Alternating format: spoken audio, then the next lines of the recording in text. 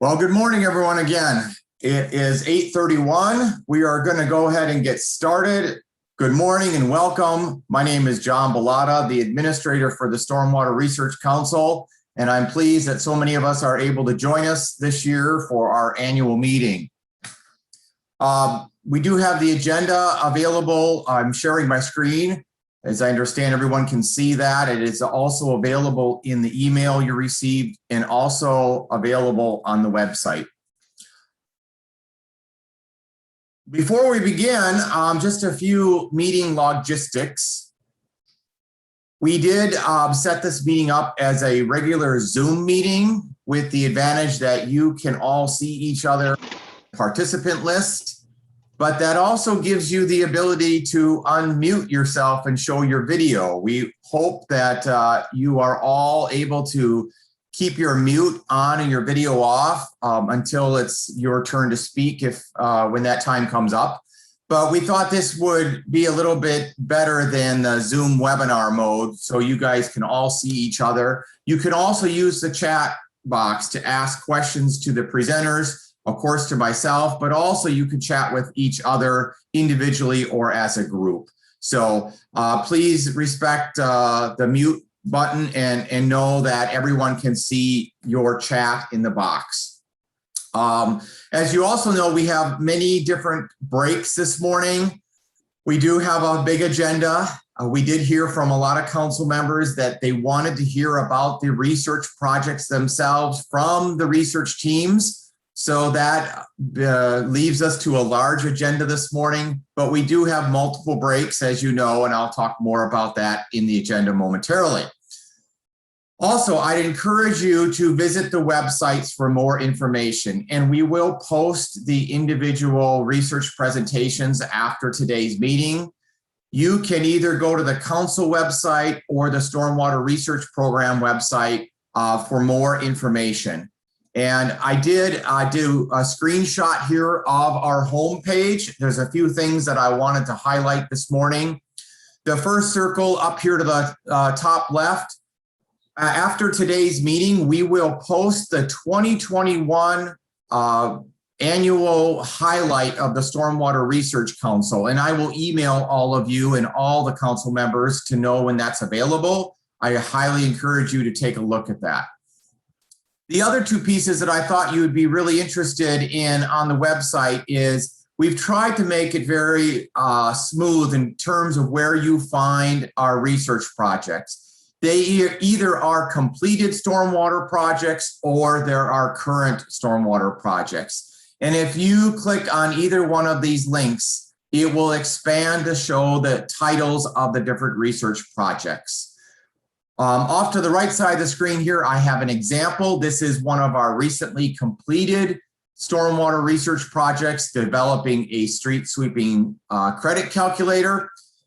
This is a screenshot. If you go to any individual research project website, you will find an abstract. If we have a final report, it is available there.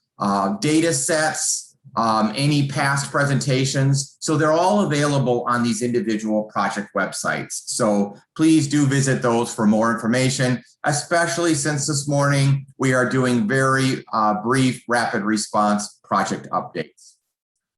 So with that, a little bit about our agenda this morning. I will provide a few minutes about our council annual highlights. I will cover a year in review, a summary of some of our accomplishments, introduce you to our advisory board, discuss our funding as a research council, and talk about our future plans.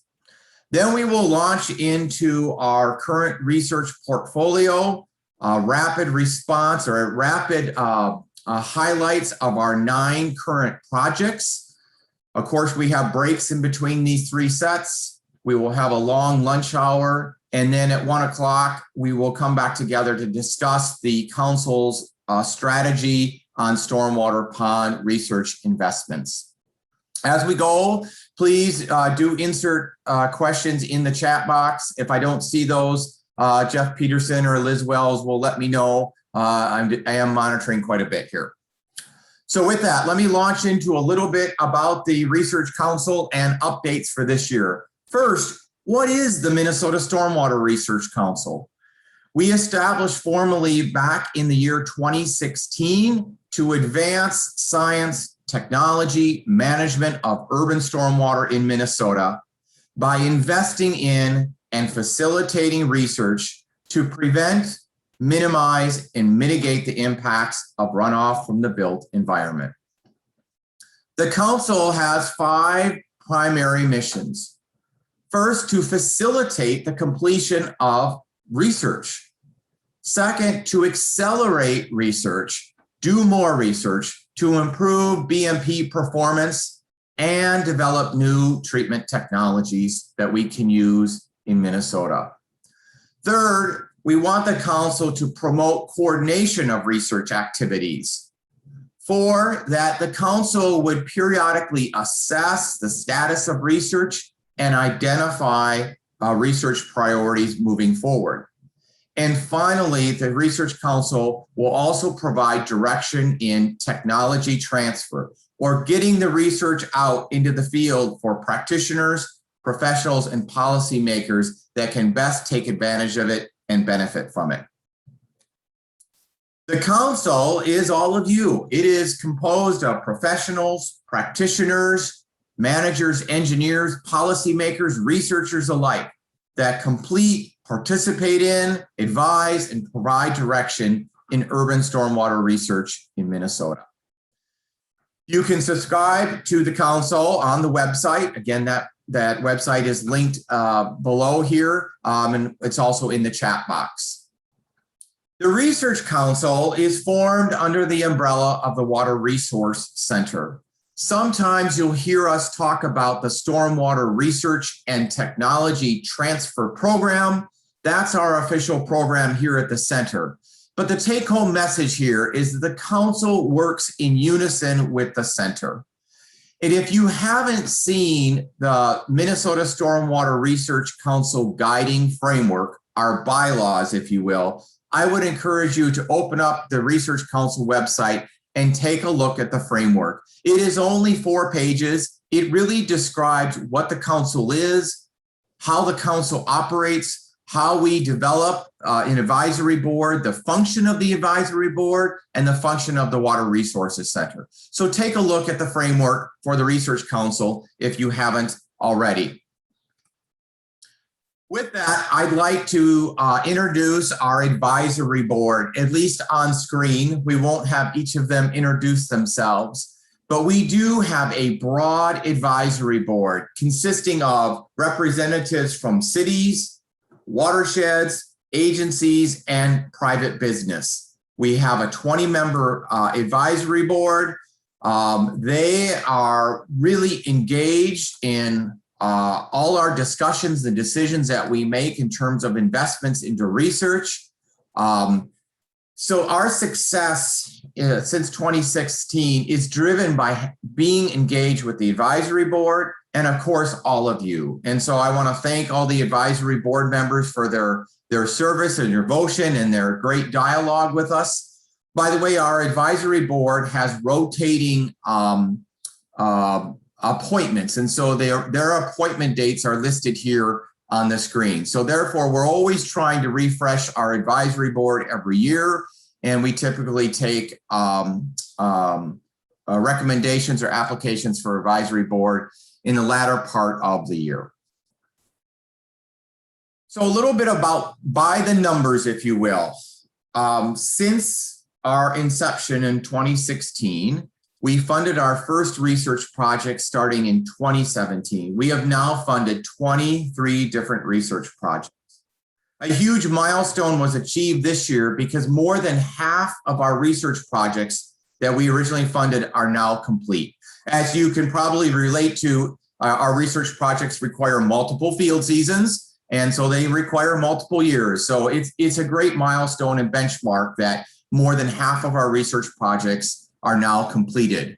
2 of our most recently completed projects, hopefully this is not news to many of you, but we completed a project on inspiring community action for stormwater management. This was an investment in a social science research study looking at what really motivates policy leaders and citizens alike to take action or to not take action in stormwater management. Another project recently completed was identifying sources of contaminants in urban stormwater. This project led by Heiko Schonfuss up at St. Cloud State University in partnership with Richard Kiesling at USGS. So just a flavor for some of our research projects. Today, what we'll hear about is our 9 current projects, those that are ongoing.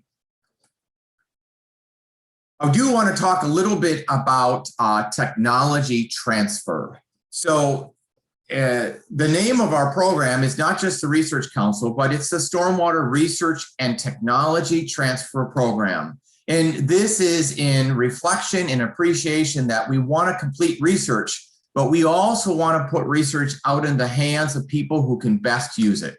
Those professionals, practitioners, managers, policymakers working in our cities, our watersheds, our private businesses across the state. So our technology transfer has 3 basic components, and that is first, that we will communicate the research out. And 2 examples of how we're doing that is the Minnesota Stormwater Seminar Series and our Minnesota Research Spotlights. So these occur every other month. One month we feature the Minnesota Stormwater Seminar Series, where we invite a national expert in, paired with a panel of local experts. Many of you have participated in those panels and seminars. On the opposite months, we feature one of our research projects to give a longer presentation. Most of these are as they complete their research projects and they're able to present their final results. Coming up in the future will be written project briefs that we develop for each of our completed research projects. Our communication efforts through seminars have been wildly successful, and I know many of you have participated in them. A huge thank you to both Dr. Andy Erickson and Dr. John Gulliver for their coordination on our seminar series at the St. Anthony Falls Lab. You know, last year, our seminar series drew more than 1,700 participants, which brings an average of about 170 participants per seminar last year. Well, our audience is now drawing a national focus, is represented by the pie chart here. Our primary focus is to make sure that our communication of our research is out to Minnesota. And you can see that we have a lot of Minnesota professionals participating in the research. A second component of technology transfer is called integration. How do we take the research that we're doing and integrate it into professional trainings, into our undergraduate and graduate courses? A great example of this has been our integration of research into our stormwater practice inspection and maintenance certification course led by Dr. John Chapman in BBE. So this is a great example about how we integrate the research into professional trainings. One of our goals with technology transfer is to integrate our research results into manuals and guidance materials, such as the Minnesota Stormwater Manual. And finally, the piece that I want to touch on with technology transfer is how we extend the research into communities. And we are pleased that later on this summer in August, we will welcome a new full-time extension educator to work with the stormwater transfer components and our Stormwater Research Council to extend the research through education, training, and outreach into communities. So technology transfer is a critical component of our program. As we complete more research projects, our technology transfer efforts will increase. The value of investing in and completing and using urban stormwater research is discussed a lot. And I know many of you find value and use in the research that we are completing through Minnesota Stormwater Research Council. I do want to invite 2 members of our advisory board to discuss the value that they see in their cities, their organizations, and their participation in the Research Council. And so I'd like to first invite Lisa Volkbrecht from the city of St. Cloud, who serves on our advisory board, to talk just a couple minutes about the value that she sees in this work and participation in the council. Lisa, are you able to unmute and show your video? I do believe. Good morning, everyone. Lisa Valbrecht from the city of St. Cloud, but I also represent the Upper Mississippi River Source Water Protection Project. That's a collaboration, a joint powers agreement we have with St. Cloud, the city of Minneapolis, and then St. Paul's Regional Water. So the value that we've really found in participating, well, for me personally, participating on the council, and then also, representing the water suppliers, is the Mississippi is basically a groundwater fed river. But of course, we know there's a lot of inputs from stormwater, and urban stormwater has really been our focus for source water protection. So we really found a lot of value in participating with this program and really paying attention to what some of those solutions are for urban stormwater. We've, like I said, just found a ton of value. We've implemented a number of things, participated in a number of projects. So kind of excited for today to see, keep going and learn more about what's going on out there. So thank you. Thank you, Lisa. So I'd like to invite a second member of our advisory board to highlight some of the value that he sees in the research that's being conducted and the value to his city. So Ross Bittner from the city of Edina, are you able to unmute? Yeah, John, you hear me? Go ahead, Ross. All right. Hey, everyone. Thanks for joining us here today. I just wanted to make a couple of points. So I'm on the Research Council. I'm Ross Bittner with the city of Edina. We're a first-ring suburb. The infrastructure in my city was built long before the modern stormwater paradigm, where we actually try to keep it clean and keep it from flooding folks. So I know that to get to scale, it's going to take technologies that we don't even have right now. So that's the value for at least a first-ring suburb. We need to better understand that future clean water infrastructure so that we can actually multiply out all of the landscape practices that have to be done to get to those future clean water goals. And then the other is technology transfer. When it comes to a new practice found, better understanding of an existing practice, those can save tens of thousands of dollars on just a single decision. So the small amount of money that the city of Edina puts in to the collective here really gets returned manyfold. So when I think about other membership organizations that the city of Edina is involved in, we're involved in the Minnesota Stormwater Research Council, we're involved in the Minnesota City Stormwater Coalition, and then the Metro Watershed Partners. So we're putting $3,000 or so into this on an annual basis. It's a very minor investment for the all the value that's coming back to us from the research community and the tech transfer program. So yeah, encourage you all to get involved. Read up on the bylaws, and become part of this collective. Great, thank you, Ross.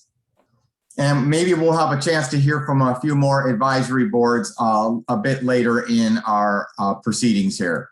But I will take a chance to move on and talk a little bit about the financing for the Minnesota Stormwater Research Council. Kind of like your retirement portfolio, we've tried to ensure that we have a diversified funding source for completing urban stormwater research. There are 3 buckets of funding that we use to support our program. The first pool is reflected on the left side of your screen, and this represents the pooled funding that we get from watersheds, cities, private industry, and organizations that we invest in stormwater research and the Stormwater Research Council. And one thing you can see by the bar graphs here is that our pooled funding sources continue to increase. And in fact, in 2020, we actually surpassed our funding goal of $150,000. And so I will call your attention to this final bar graph here on the year 2021, where we have set our pooled funding goal of $175,000 for funds from cities, watersheds, and private industries and organizations. The second pool of funding that we receive for our program is through the Clean Water, Land, and Legacy Amendment.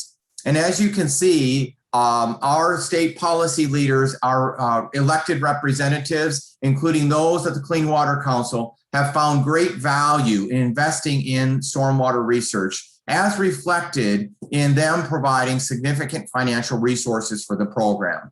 We are very happy that with the approval of the next biennium of the state budget, the Stormwater Research and Technology Transfer Program was awarded an additional $1.5 million for us to operate the Stormwater Research Council, invest in research, and complete technology transfer efforts. So a huge thank you to all our elected leaders and to many of you that supported our request to the Clean Water Council.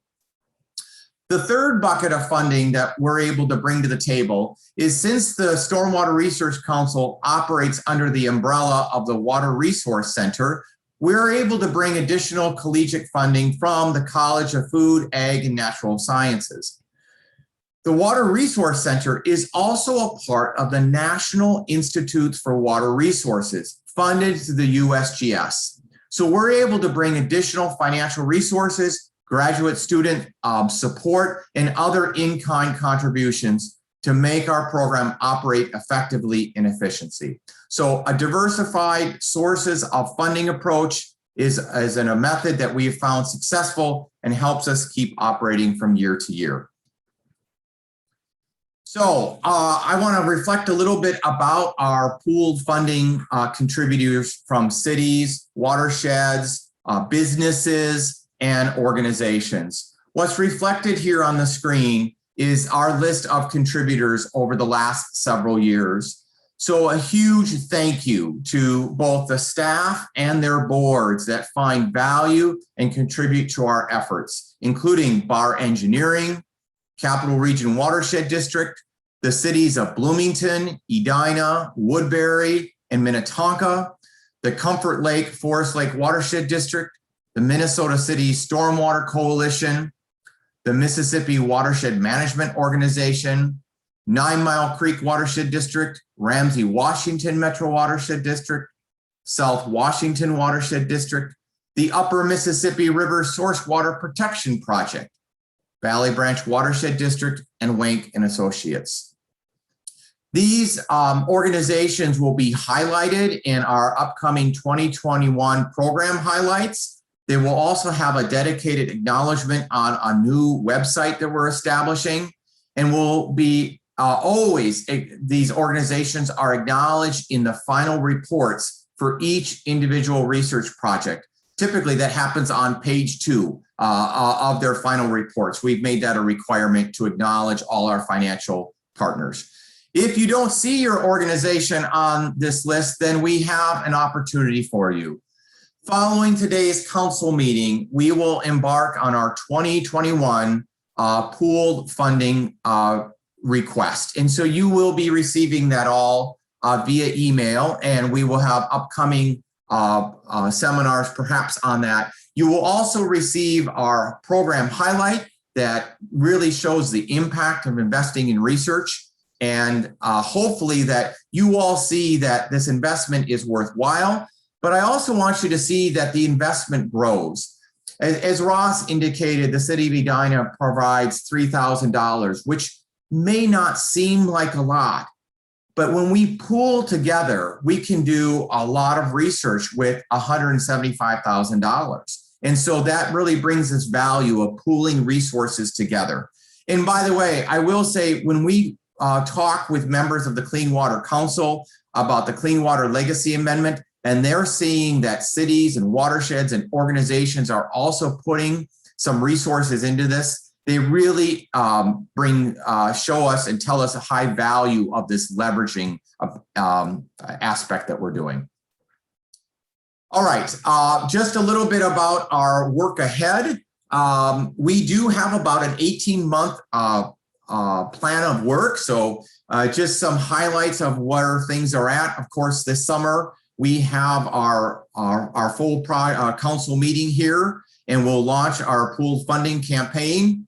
We will continue work on developing our investments into pond research. I'll talk more about that at 1 o'clock. And now we're going to start developing our next request for research proposals. In the fall, we'll continue those efforts. One thing that I will mention is that I know today's meeting is virtual, but as we begin to emerge more from the pandemic, we envision that we will be back to in-person meetings, including our seminars. And we may have an in-person council meeting in partnership with one of those future seminars, perhaps the September one. We anticipate that we will start soliciting new research projects late this fall. And also late this fall, we will finish all of our 2018 funded projects. And believe it or not, the rapid response projects that we funded in 2020, you'll hear about some of those today, they will finish this December. So time sure does march by fast. So in closing, for our updates today, I just want to acknowledge that you are all accomplishing some fantastic high priority stormwater research, including a lot of those projects that will finish later this year. Our transfer of knowledge that we discover through these research projects will continue through the seminar series that we have scheduled out at least till the end of this year. We will expand our technology transfer efforts, including with our new extension educator. We all want to invite you to be a part of the Stormwater Research Council efforts by also contributing to our pooling fund. Our goal this year is $175,000. Watch for our request for proposals later on this year. We anticipate that will be in the last quarter of 2021. Those will be due in January or February of 2022. And then again, watch for other opportunities for engagement. And we hope that we can have an in-person engagement opportunity in September. Stay tuned for more information on that. All right, so we're nearing the 9 o'clock hour, and we're going to launch into our current research programs and our portfolio for updates. I did not leave a lot of time here for questions on our annual review of the Stormwater Research Council, but please do, if you have questions for myself or any member of the advisory board, please put those in the chat. Please do not be shy about reaching out to us, and we will address those either in chat or we'll follow up with you in the future.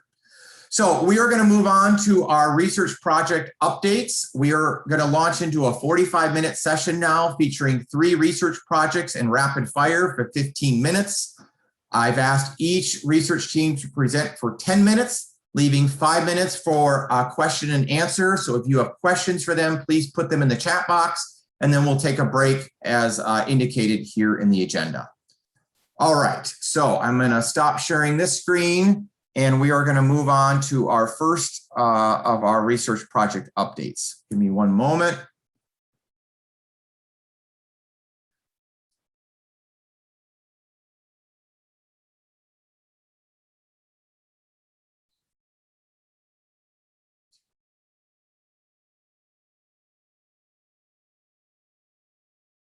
Oops, okay.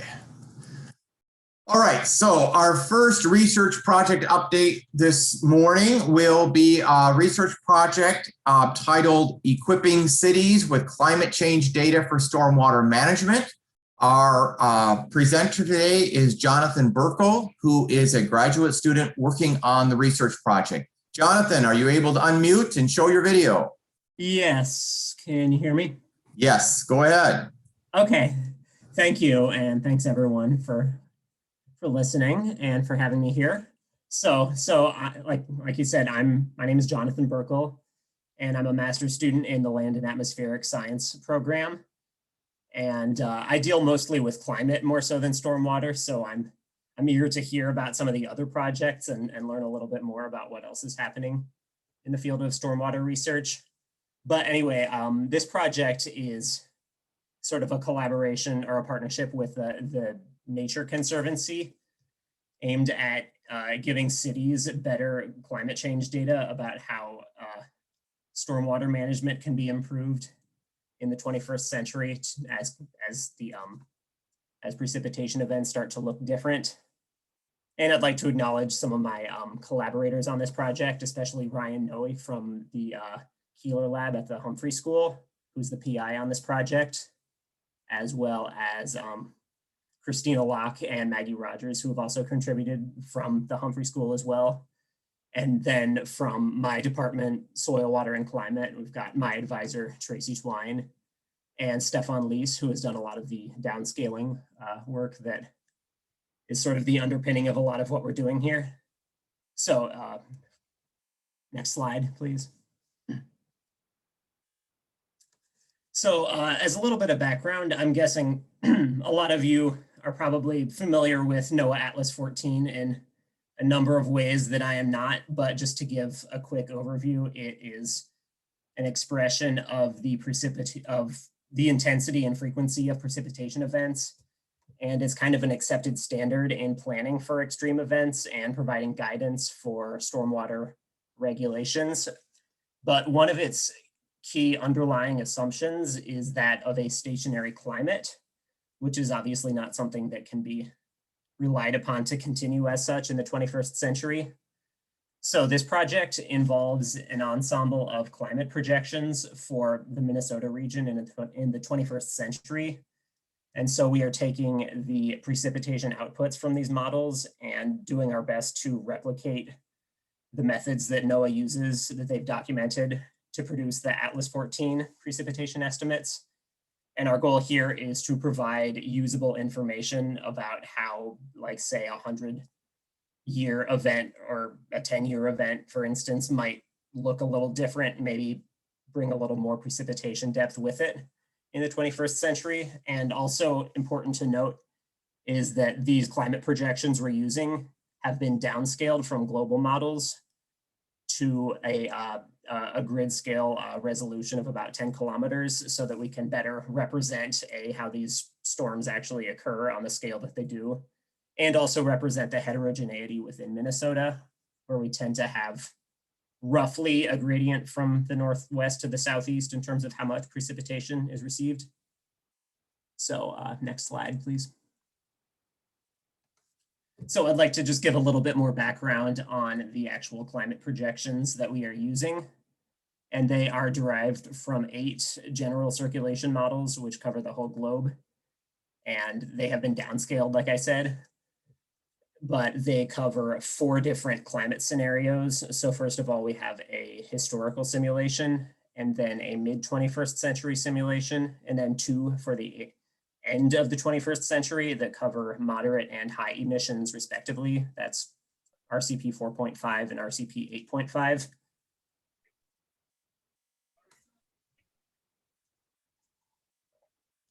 And one thing to note is that these downscaled models have been produced with dynamical downscaling using a WRF model, or a weather research and forecasting. And this gives us an advantage over statistically downscaled climate projections, which are sometimes used in other contexts, but this represents the actual physics and dynamical processes that produce storm events. And so we can represent how the extreme versions of them might look a little bit better. And also worth noting is that these precipitation outputs have been bias corrected so that your average total precipitation for a given month of the year matches between our historical simulation and gridded observational records for a given location within the state. And then those same bias corrections have been applied to the future simulations as well. But it's worth noting that while the monthly averages look the same, the distribution of precipitation around those averages has not been corrected in any corresponding way. So that kind of gets us into what we're looking at here, which we can see on the next slide. So our statistical methods, we basically try to follow Atlas 14 as close as possible, but there are some caveats there. But essentially what we do is from each combination of a model and a scenario, or the ensemble average of all 8 models that we have, each one produces a set of 20-year annual maximum series, since each model only covers 20 years at a time, which is one of the challenges we have to work with. But we have, like, say, for instance, over a 1-day duration or a 10 or 30-day duration, as seen on these figures for Minneapolis. We pick the highest amount of precipitation received in a given year and then fit those to a generalized extreme value probability distribution. And one of the biggest challenges here is that we're dealing with only 20 years at a time, whereas actual Atlas 14, in the case of Minneapolis, they have over 100 years of observations from which to derive their calculations. So we get some funny behavior with the tails of the curves that we try to fit, and we've experimented with various things to deal with that, but it seems like for the most part, an annual exceedance probability of 1 every 100 years is about the most extreme that people in the stormwater management world seem to be concerned with for the most part. So these most extreme ends of the tails, where we get to a 1,000-year rain event, those don't look quite as realistic, when ideally we'd like these two figures to look about the same. But we may have to just give a bit more of a grain of salt with those. But we've also had to experiment with performing an ensemble average at different stages of the process. Often with climate models, it's most conventional to do that first before any other processing, because an ensemble of models gives a better result generally, as a rule of thumb, than any one individual model. But we've found that often performing the ensemble average at the annual maximum series stage gives us a bit of a better result. And there's also an inherent difference between a weather station, which is one specific location, and the precipitation it receives versus the precipitation received across a 10-kilometer wide grid cell. So that's something we have to just accept, that it's sort of an apples to oranges scenario. But there are some advantages of having this model data that we have, as opposed to observational records. We don't have to worry in the same way about spatial interpolation or data cleanup. So that is certainly nice. But going forward on the next slide. So our next steps basically are to continue to collaborate with the Nature Conservancy. We've recently been in communication with them about a pilot project in Alexandria, which is in central Minnesota, with some green infrastructure for stormwater management. And there's some other pilot cities that might potentially be involved down the line through the Nature Conservancy. And so what we're trying to do is see if we can meet an unmet demand for climate information that can aid in stormwater related planning. And the other main thing still kind of down the road is that most of these calculations that we've performed so far have been either for a single grid cell or a few adjacent grid cells representing like the range of a municipality. But we are hoping to expand this across the entire model grid and figure out if a certain type of spatial aggregation may be appropriate, and hopefully produce a more comprehensive resource that covers the whole state. So that about covers it. So thank you all for listening, and I'm happy to answer questions if you have any. And I think Ryan is also on, and he may be available to answer questions as well. So thanks, everyone. Great, thank you, Jonathan, and welcome Ryan too. Ryan Noe is the PI on this project. I'm looking if anyone has any questions about the project, you can put those in the chat. I'm curious, Jonathan or Ryan, you mentioned other pilot cities. Have you identified those yet, or how many cities will this project apply to as you do the modeling and the application? I don't have that memorized myself. we've had some conversations with, or TNC has had some conversations with Elk River, and the goal was to have 2 to 3 in the proposal. So potentially one more in addition to that, but we haven't found any other partners yet. Great. Are you looking for partners, or do you need any input from other council members on your project? We're definitely interested in partners, but one constraint that we have from TNC's side is that we're looking for cities primarily in the Mississippi headwaters watershed, because our partners there, that's their focus area. So if there are any cities in the Mississippi headwaters watershed that they haven't reached out to, or they're interested in participating in this project, please reach out to us. Great plug. And so for all of you joining us today as members of the council, if you're in that region, I would encourage you to reach out to Jonathan or Ryan to see if your city or your area might be applicable for this project. Any other questions on this project? Let me look in the chat here. I don't see too many other questions. So thank you both Jonathan and Ryan for your project update. And we will look forward to your project, I believe, finishing up later on this year, if I'm not mistaken. Yep. Great.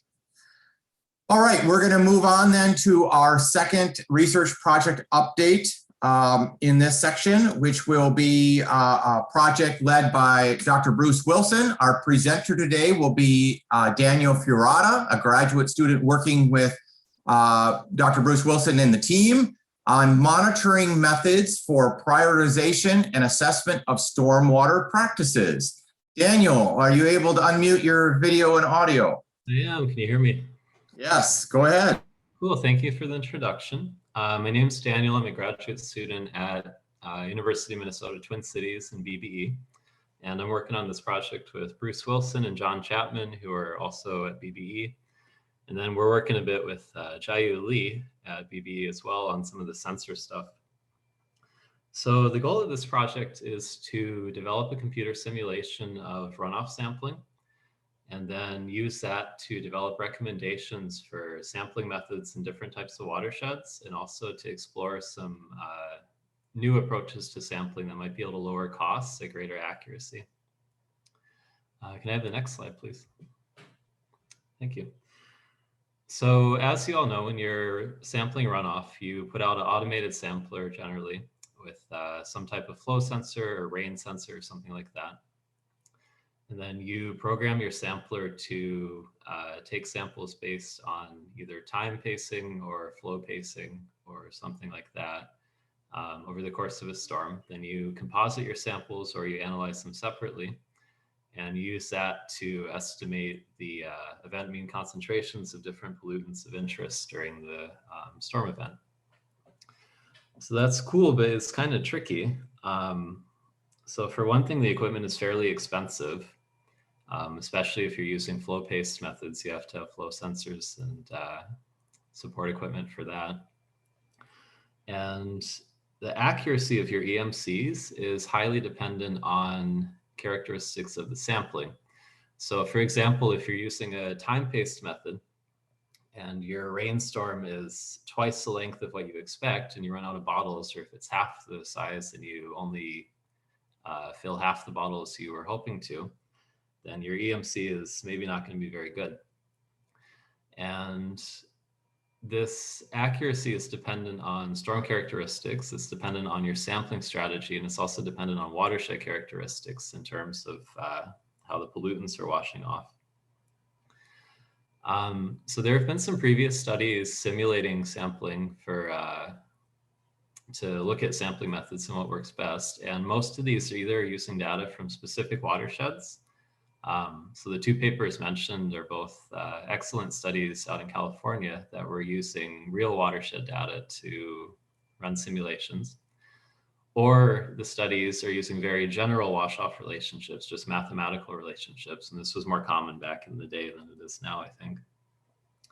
So with this project, we're trying to be somewhere in the middle. We're trying to have, we're using general sort of models for watershed behavior and pollutant behavior, but we're trying to make it so we can account for watershed characteristics and storm characteristics a bit better. Could I have the next slide, please? So the way that we're approaching this is, first we went through the literature and we picked out reported characteristics for different pollutant wash-off. And so we're looking specifically at EMCs, the variability of those, and also first flush relationships to the extent that they're available. Then we're building a runoff sampling simulation, which I'll talk a little bit about in the next slide. And once we have that, we're going to run, oh, sorry, could you go back to the previous slide? Thank you. Then we're going to develop recommendations for sampling approaches based on watershed characteristics based on our simulation. And finally, what we're also pretty excited about is we can use this method to evaluate the benefit of sort of unconventional sampling approaches. So one thing we've been working on, which is shown to the right, and this was a previous project that we did with the Mississippi Watershed Management Organization, is we're looking at the possibility of using inexpensive conductivity or possibly turbidity sensors in combination with a reduced number of grab samples to possibly get a more complete picture of wash off over the course of storms. And we think that methods like this might be able to increase accuracy while also reducing the cost of equipment and analysis. Next slide, please. Thank you. So for this project, our method, like I mentioned, is using sort of simple models for watershed response and pollutant wash-off. So on the left, what we're doing in terms of hydrographs is we are saying we have a watershed response that looks like the orange, and we can change the space. We can make it larger or smaller. We could have more or fewer peaks, or we could add noise. In this example, it's just very simple. Then we generate a storm, which is represented by the blue line. And similarly, we can, make that more complex or whatever as we want. And then we convolve the two and we take the green line as our overall response. Then over on the right, we have a simple model for pollutant wash-off in which we represent the wash-off in terms of flow-based and cumulative volume-based terms. So the idea is we're simulating pollutants that come off in the dissolved fraction or that are bound to particulates. And we can vary the extent to which the pollutants wash off in those two ways as we want. And then we run our generated hydrograph through that, and we get a representation of pollutant concentrations through our simulated storm and cumulative mass. And then the vertical lines on the right graph are a simulated flow pace sampler, which is pulling bottles at those specific points in time. And so then we have our true simulated EMC for the storm, and we can calculate our EMC from the sampler method. And then we can compare the two and look at the error. And we can do this for different runoff scenarios, different types of samplers. And we can add in virtual sensors as well and use that in our calculations too to see how those work. Next slide, please. So our current status, we're about halfway through the project, I think. We've completed our literature review where we pulled out values for pollutant behavior, and we looked at the previous studies that were similar to this to get a sense of what to do. We've come up with the framework that we're using for our simulation, and I've coded that up and gotten it running. And we're just now starting to pick out the parameters for our watersheds and pollutants and storms of interest, and sort of narrow down on the set of questions to answer in terms of accuracy. And so the graph on the right side is a just very simple simulation we were running to sort of verify that the model's working okay. And this is showing for flow pace samplers, if we pull a different number of bottles at the bottom on the x-axis in different watershed sizes, what's our percent error we can expect from a certain type of pollutant in a certain type of storm. And so this is the sort of result that we anticipate we're going to be looking for, just showing in different situations how different sampling approaches might be good or bad. And we're done in December, so I think we're about on track to finish. Next slide, please. So we had a couple of questions that we were curious about from y'all. And the second one first.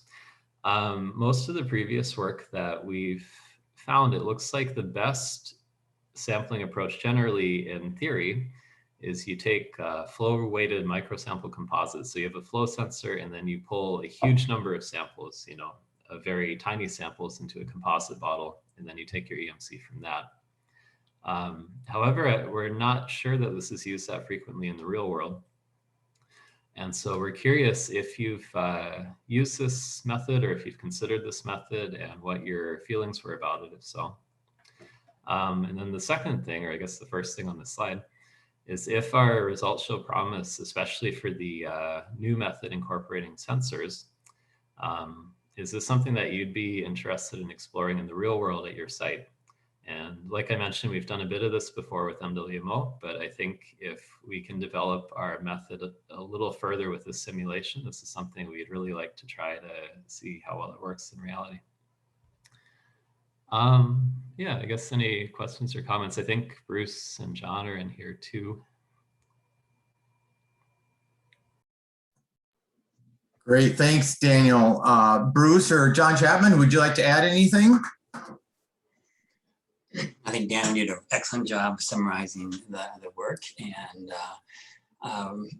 we are very interested in pushing the project from computer simulations to more field applications. So any willingness of establishing partners where we can take our results and bring it to the field in a future project would really be appreciated. I have nothing more to add, but I think Daniel did a great job describing where the project is at. Great. Well, thank you, all three of you. And so for all of you, I guess we have a few minutes here to leave this these questions up here from the team. And so, if you would be interested in trying these methods on your site in the future, you could insert that in the chat box.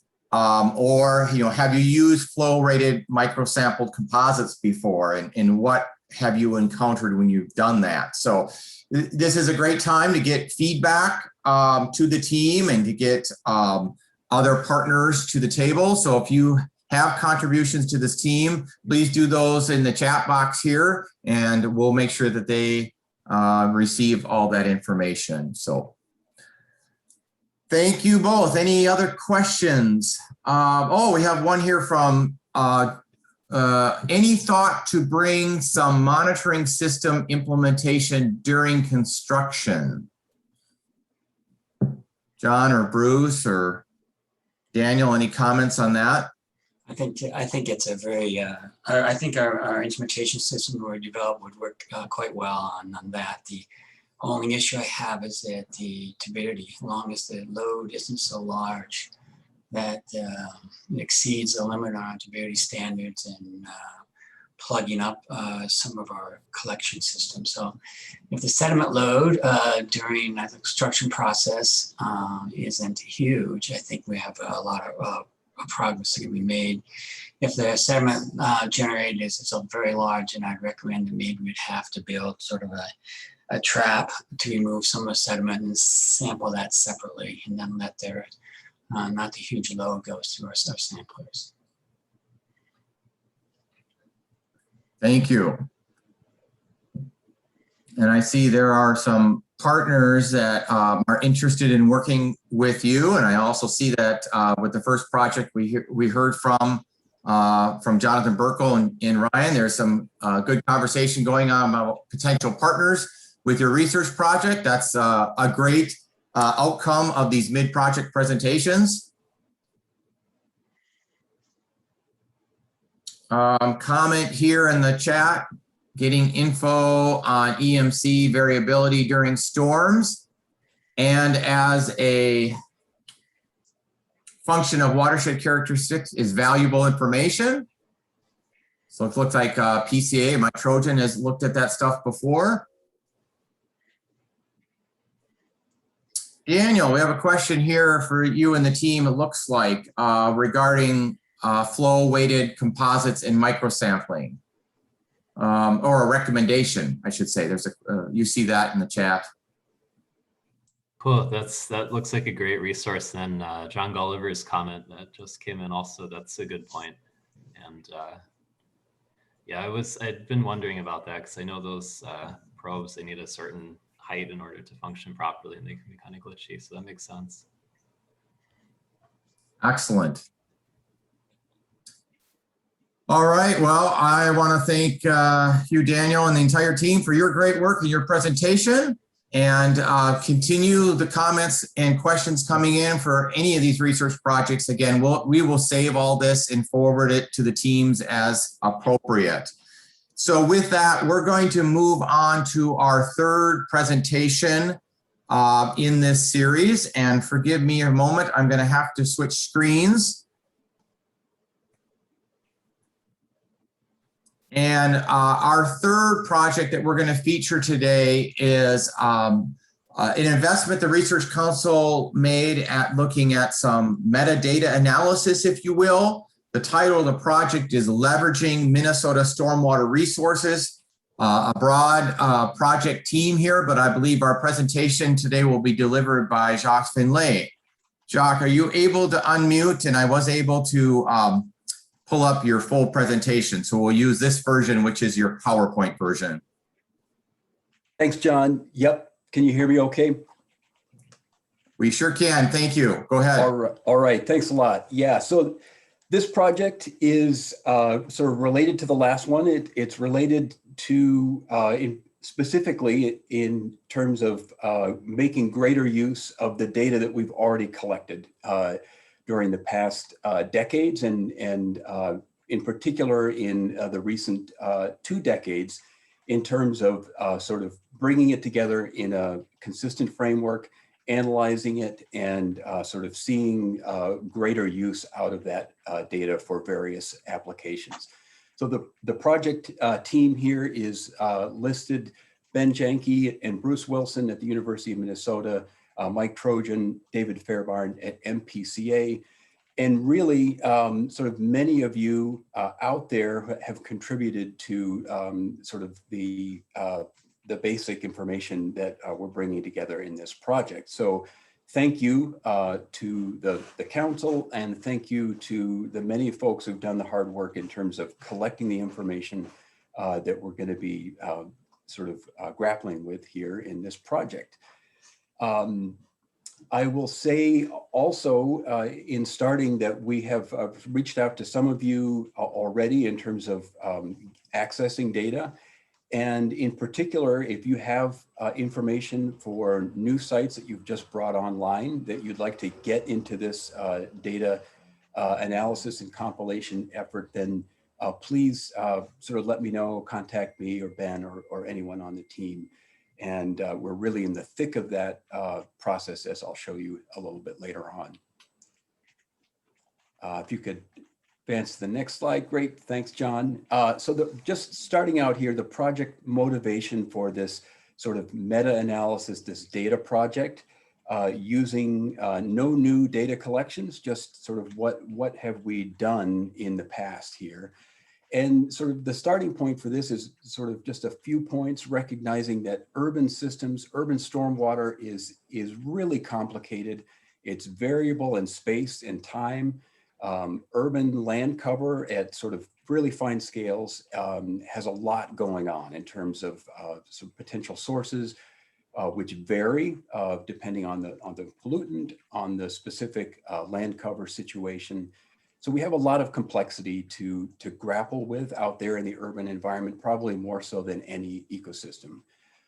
We also have a lot of data to bring to this problem in terms of sort of better predicting and managing stormwater, but a lot of it is sort of dispersed and not always readily accessible in one place. And sort of provide an example of our starting point here was sort of part of our recent work in terms of trying to understand the contribution of urban vegetation and changes in urban vegetation on water quality. We were able to, in part of this work, tap into some of the information that was out there collected by MWMO and CAP region and some other watershed districts, and sort of see the influence in the analyses. Sort of next slide.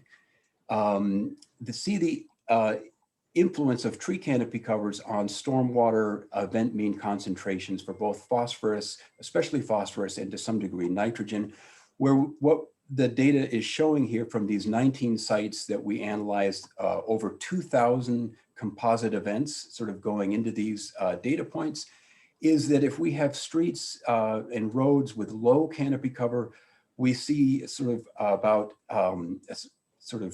200 micrograms per liter phosphorus, and we essentially double that with a fairly modest increase in canopy cover. So phosphorus in particular is sensitive to the amount of canopy sort of near the streets on the boulevards, and is consistent with other research that we've done that shows that sort of trees are accounting for sort of a major input of nutrients, especially phosphorus, into our stormwater systems. So recognizing the utility of this data and sort of scratching the surface of the information that we knew was out there, motivated us to sort of take another crack at this in terms of taking a broader view of information that has been collected recently in Minnesota. Next slide. So this has got a lot of text on it, but it really summarizes a lot of what we're doing in this project. So I'll just sort of walk through this, talk through this. There's a lot of information here, but sort of boiling it down to the 4 main project objectives that we have. The first one that we're in the thick of in just finishing our first year in this 3-year project is to simply inventory all of the stormwater nutrient data and metal data that is out there for the state, focusing especially on the last 2 decades and focusing on urban systems and a runoff from impervious surfaces where we can find it. We're gathering this information. This is sort of where we're at right now, incorporating it into a database, sort of a central resource with some quality control to sort of ensure that we're sort of comparing across sites and organizations consistently, and sort of building a database. With that database, we'll sort of add to it with some analyses of the data and the land cover associated with that stormwater data. Most of these data are coming from sort of composite samples from ISCO samples, but there's some other methods of collection that are in here as well. And I think this is going to be a good resource for sort of engaging with the project that you just heard from in the last presentation.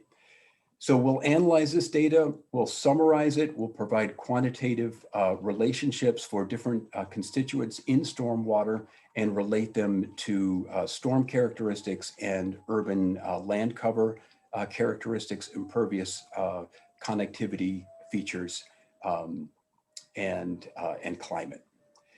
And then the third phase or third part of this project is sort of disseminating, sort of providing this information sort of back to you, both through a database, which will be available to everybody, and as well sort of integrating information with MPCA into the MIDS calculator and the Minnesota Stormwater Manual to sort of get the latest and greatest information about stormwater pollutant characteristics sort of represented in an easily accessible format.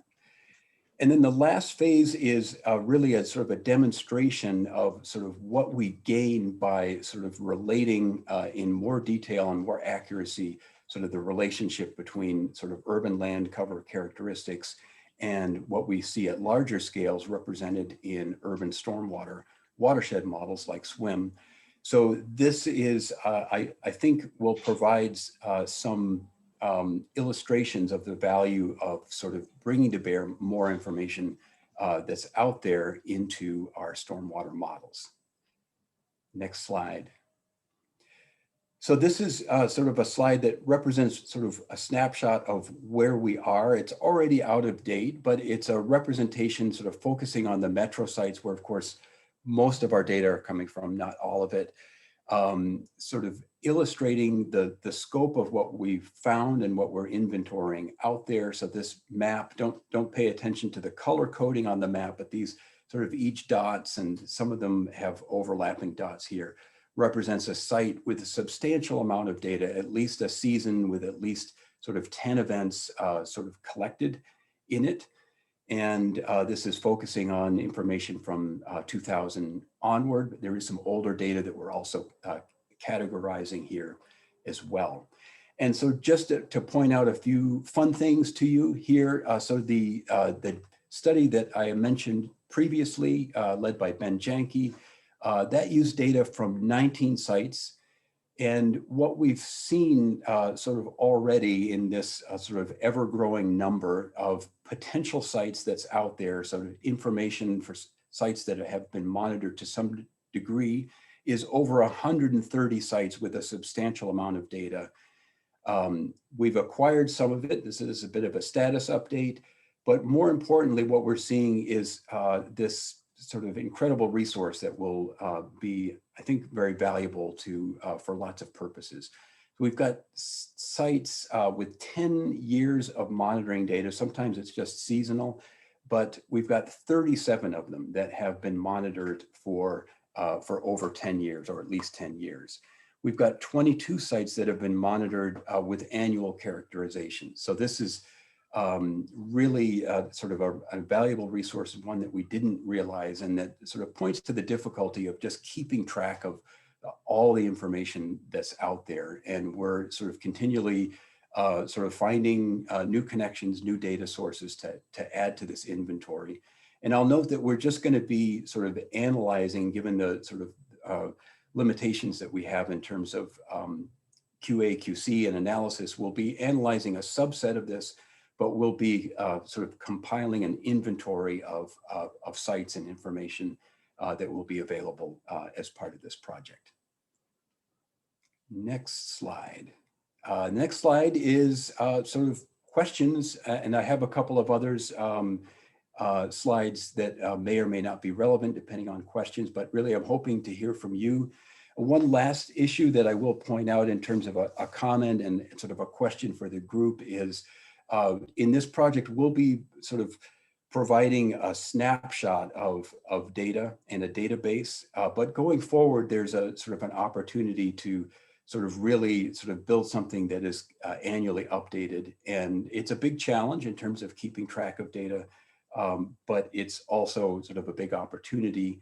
And that's something that would be sort of worth further discussions in terms of sort of how to build this central sort of annually updated database in the future.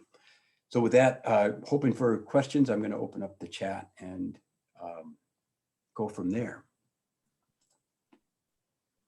Great. Well, thanks, Jocks, and the entire team. There's at least a couple comments here in the chat associated with the project. It seems like there are some council members that have some great data that might be applicable to your project if you haven't touched base already with Washington County and Met Council.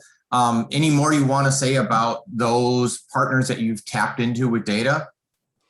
Yeah, I would say, we're definitely in process, and one, as we've realized just how much information is out there, we have sort of come to realize that the stream data, which in many cases is heavily influenced by urban runoff, is sort of just as extensive a data set. And so we have some decisions to make in terms of sort of including streams. The Met Council data set and many of the suburban sites have incredible data sets for streams and ditches. And so we are sort of tracking that, and we'll do some integration because I think the storm drain and stream contrasts are going to be really interesting. But there is a lot of information out there, more so than we ever imagined. And this is something that, we would definitely like to continue discussions. And I will mention that USGS is working on a system to sort of automatically ingest stream data. We'll see how well they do with the metro area, but there is a sort of a possibility to use some leveraging with collaborations with the USGS. Great, thank you. I don't see any other questions, but of course, the Zoom and the chat box is going to stay open all morning. So if you need some time to think about questions, certainly insert them for Jacques or any members of the teams, and we'll get those to them. Jacques, we do have a few minutes here. Did you want to talk about those other 2 slides? Otherwise, I will wrap up this section.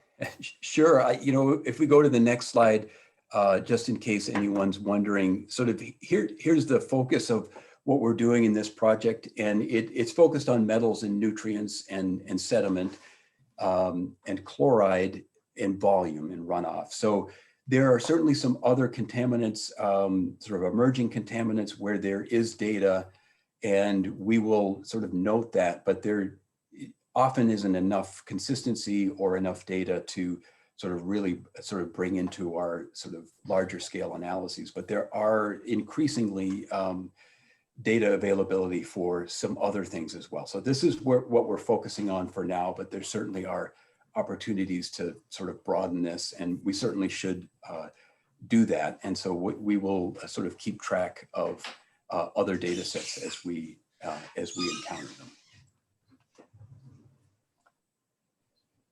And yeah, this is the timeline where it's sort of in the thick of the data acquisition right now, and we will hope to be transitioning to analyses and watershed characterizations in the next few months.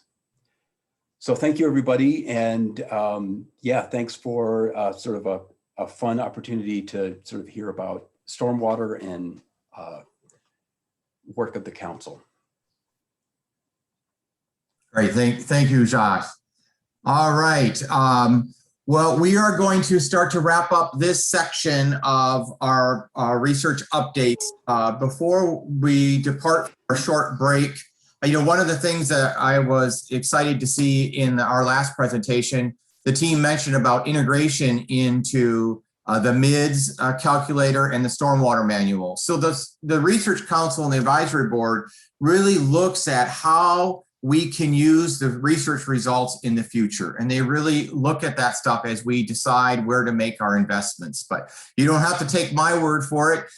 You can hear from another advisory board member. So Dr. Uday Singh, I believe he's on the line. He's one of our advisory board members. He's asked to speak a few words about the impact as a watershed district rep he finds in the Research Council and the investments that we're making. Uday, are you there? Yes, sir. I'm trying to get my video going here. I hope everybody can see. Good morning to one and all. Uday Singh from the Mississippi Watershed Management Organization. I manage the water quality monitoring program, communication, and admin staff. I have a little bit of history with the Minnesota Stormwater Research Council. In fact, the pioneer of this work, folks like my executive director and many others, were working on this for a long time, and Minnehaha Creek and our organization started a little bit of work as a pilot in 2008. And finally, with Water Resources Center coming together to see the council coming into play, it has been just a great effort. And then seeing everybody from private consulting firms to researchers, we folks who are in the field, and then seeing this effort going to the next level, and our effort in terms of leveraging this fund and the legislator taking it to the next level is very, very valuable to all of us. So for me personally, as a professionally, I have been in Minnesota for 30 years working in all kind of water quality research. I'm still an adjunct faculty at the University of Minnesota, the Department of Bioproducts and Biosystems Engineering. And another project for us is the project that Dr. Wilson and Daniel were talking about. That was a phase 1 of our project. And then second phase, we will look forward after Minnesota Stormwater Research Council projects is complete. Because our watershed is all urban, and we have a lot of sub-watershed where we have these automated samplers. and we want to take our work to a next efficiency and accuracy level. So I want to thank you everybody from the Research Council to researchers to the public supporting us, and then big kudos to the water resources staff from Jeff to Liz to John and everybody. Their leadership makes our work a lot easier for us. So thank you, everybody. Thank you, Uday. And so we will use that as our ending point for this section, and we will take a 15-minute break. A reminder that the Zoom is open. You can stay logged in, or you can leave and come back. I will mute everything. I will be here. We'll watch the chat box, but we'll start again right at 10 o'clock with 3 additional research project updates. Thank you all for joining, and we'll see you in a few minutes.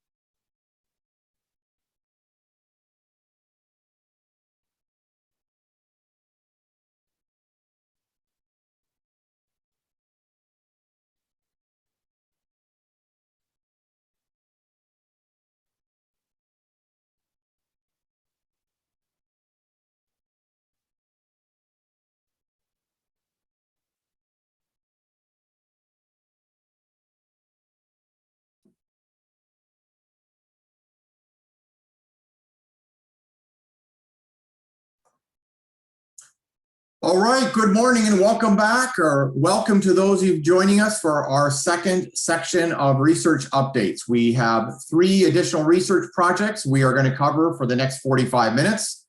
We're going to start off with a research project led by Dr. John Chapman, Understanding Solids Loading in Stormwater in Minnesota. John, are you available to unmute? Yes, can you hear me okay? We sure can. Go ahead. All right, hello everyone. I am John Chapman and I'm one of the investigators on the project for understanding gross solids loading in urban stormwater. Thank you for the opportunity to present this update today, and thank you for the support of this project. Let me start by emphasizing the overall project is about understanding gross solids in stormwater. The term gross solids is technical jargon referring to the largest material in water. Gross solids also sounds like a slang term, which can make explaining this project to others interesting. Why is this important to Minnesota stormwater practitioners? We believe that traditional monitoring techniques such as grab samples or ISCO type monitoring devices, which do not capture the gross solids in stormwater, may not fully characterize the nutrient loading. If we are underestimating the nutrients coming off of stormwater runoff, our overall management plans may not be fully optimized. If we can go to the next slide, please. So here we have 5 very wordy bullets of paraphrased project goals. Let me just take a minute to review these. The first goal is to better understand phosphorus, nitrogen, and carbon in gross solids. The second is to identify and characterize the gross solids. The third is to measure settling rates of the gross solid materials so they can be better modeled in software like P8. The fourth goal is to establish new standard methodologies for looking at these stormwater solids. And the last of these goals is to have a more accurate view of the nutrient movement in urban stormwater. Let's go to the next slide. I'll go over the main tasks of this project now. Task 1 will capture all of the solids in runoff from discrete storm events by placing a large collector at the outlet of catch basin culverts. This technique was done successfully in 2018 for a manhole sump study, which is what we see in these photos to the left. But for this project, we are building portable modular tanks instead of this temporary basin that's shown in the photos. This project will monitor storms at multiple storms at 4 to 8 sites. Task 2 of this project will measure settling rates of the gross solids and account for the shape and density differences in large organic material so we can better predict the removal through settling and stormwater treatment systems. To measure settling rates, samples are placed into a column of water, while a timed mass balance measures the mass collected at the bottom of the water column. You can see Aaron Peach in the photos here. He's the project master student next to the testing equipment. The mass balance is above the water tank with a collection tray suspended on wires down into the water column. Task 3 will capture the annual gross solids in runoff from 14 different watersheds over 2 years. For this, we are using surface rain gardens as our collection locations in watersheds with low, medium, and high canopy coverage. You can see in the photo one of our collection systems basically using a net type system to grab the gross solids out of the stormwater. Samples taken from task 1 and 3 will have some lab analysis, including loss on ignition analysis to determine the overall organic content. Some of the samples will also have detailed nutrient analysis, which will be related back to the loss on ignition values. This will give us the nutrient loading relationships for all of the samples. Select samples will also have the settling analysis under task 2, which will have that nutrient analysis so we can understand how to relate nutrients to settling removal. This project has an additional task 4 for analysis and outreach, where we will be applying our findings to the P8 modeling software. Let's go to the next slide. So how have we been doing? I feel we are making really good progress. These tasks are not being done in series, and the task 3 is the most time sensitive since it requires a full year of particle capture. I want to emphasize that gross solids have historically been omitted or ignored in water sampling because it's difficult to do. And let me emphasize that a big part of this project is the development of standard methodologies for capturing those gross solids. The task 3 sampling apparatus has gone through several modifications since July of 2020 when we started, and we continue to improve our sampling system to make it simpler and more effective. We have collected the total gross solids washing off from 14 watersheds so far in 2021, and have done some lab samples on those, or some lab analysis on those. As I said before, since we need to have a full year of sampling, this has been a priority task during this sampling season. For most of our work for task 2 is occurring in the winter months. We have built the test apparatus that you saw in the earlier photo, and we have done some initial pilot studies. Aaron Peach has been looking at how long it takes leaves to saturate and begin to sink, which is about 3 to 5 days, but there is variation in species and with the amount of desiccation of the leaf material prior to placement in water. Task 1, where we will capture a discrete storm event, is difficult to do, especially when we have no rain or drought conditions. We have primarily been focusing on selecting our sites and preparing the water capture equipment. As I said earlier, for this, we are using large containers with filter bags that can be hand carried into sites and plumbed together in series. All of our sites have been identified and our equipment is nearly ready to go. We hope to get some storm capture here very soon. Let's go to the next slide. So far this season, we have collected over 166 kilograms of dry mass of gross solids in stormwater. About 8 kilograms of dry mass was collected as an overwinter remnant, leaving over 158 kilograms of dry mass gross solids since April. 107 kilograms have come from the 11 sites in the Como neighborhood. 10 kilograms have come from 2 parking lot sites in Minneapolis with low tree cover, and 40 kilograms have come from 3 sites in the Shoreview neighborhood. The collective area of the Como sites is about 5 acres, which is about the same for the collective area of the Shoreview sites. The Minneapolis parking lots are smaller, having around 1 acre total of drainage. So in a half year, we have over 150 kilograms of dry mass from about 12 acres of land, which to me feels like a lot. We are all anxious to understand this in terms of watershed differences, and we will be doing a lot of that analysis coming up this next winter. This data is also very temporal, with different masses occurring at different times that appear to be related to tree species and leaf and seed development.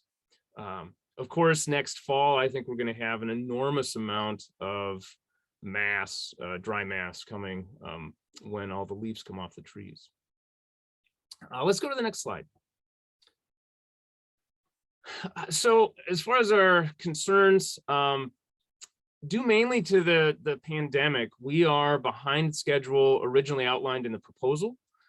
Slow progress can be attributed to work restrictions and getting a late start in 2020. We have moved our monitoring years from 2020 and 2021 to 2021 and 22. And this will result in having less time for analysis and outreach before the grant closes in December 2022.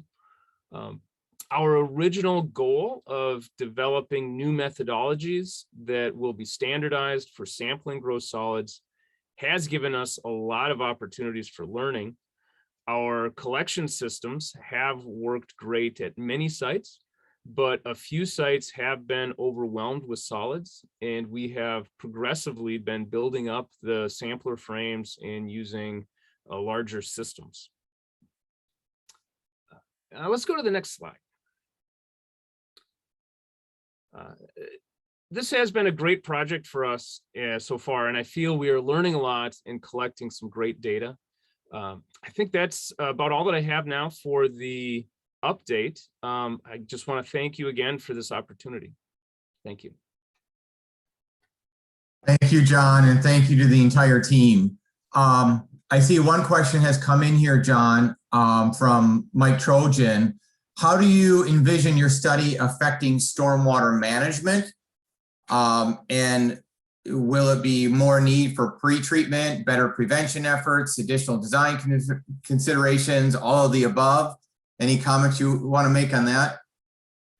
I would say all of the above. A big part of this, I think, is going to be maintenance, but it depends a lot on how the nutrient analysis really pans out. If we see a lot of nutrient coming out of these sorts of materials when it's sitting in stormwater, whether in a sump or in the bottom of a pond, some of that may just give us a much better understanding of these nutrient loads that we have seen in our system and where it's originating from. So it could affect all aspects of our stormwater management. Great, thank you.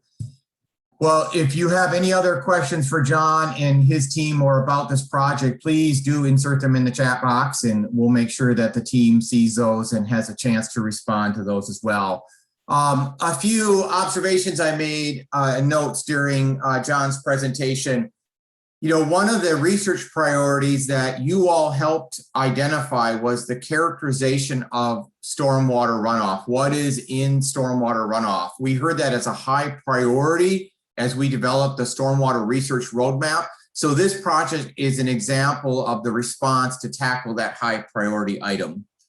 The other item that John mentioned is, you know, we are keeping in constant communication with all the research teams, especially last year with the pandemic. And so we're taking into account their timelines, and we're anticipating and communicating with them about their timeline and whether or not you know, extensions are needed as we go. So more on that as things proceed. But some of the rapid response projects that will end this December, we understand most of those projects are on track to be completed by the end of December. So with that, John, I see a question came in. Do you want me yeah, to? go ahead, John. I see that. Yeah, so there is one question about trash and plastics. And although that's not exactly part of our initial proposal, we have identified some of that material, and we are setting that aside. It's basically being weighed and set aside. And so that may be an opportunity for some future research, but we do hope to have some preliminary numbers on the mass of some of that plastic material that we're finding as well. Excellent. Well, thank you, John and team. We are going to move on to our next research highlight today, and that's going to be presented by Todd Shoemaker. And this project is looking at pollutant removal in underground filtration systems. This is a phase 2 project. The Research Council funded phase 1 of it last year and chose that we'll continue this work here. And Todd's going to talk about where his project's at now. Todd, are you able to unmute and join us? I can hear you. Can you hear me? We sure can. Go ahead. All right, great. Thank you, everybody. Great to have this opportunity to present today. I will be, as John mentioned, speaking about underground sand filters, pollutant removal, drawdown, and potential effect of maintenance on those filters. First of all, start with a real quick safety moment here. As you look at this photo, this is not a site that was observed by Wank or Stantec, so you may see some safety issues in the photo. Let's always keep that top of mind as we are working on and around construction sites. Next slide. So our study goals here, I'll get into the design or the kind of the setup of these sites a little bit, but we really wanted to get underground and understand what underground sand filters are removing or perhaps are not removing. Once the water gets in to these systems, how fast is it drawing down?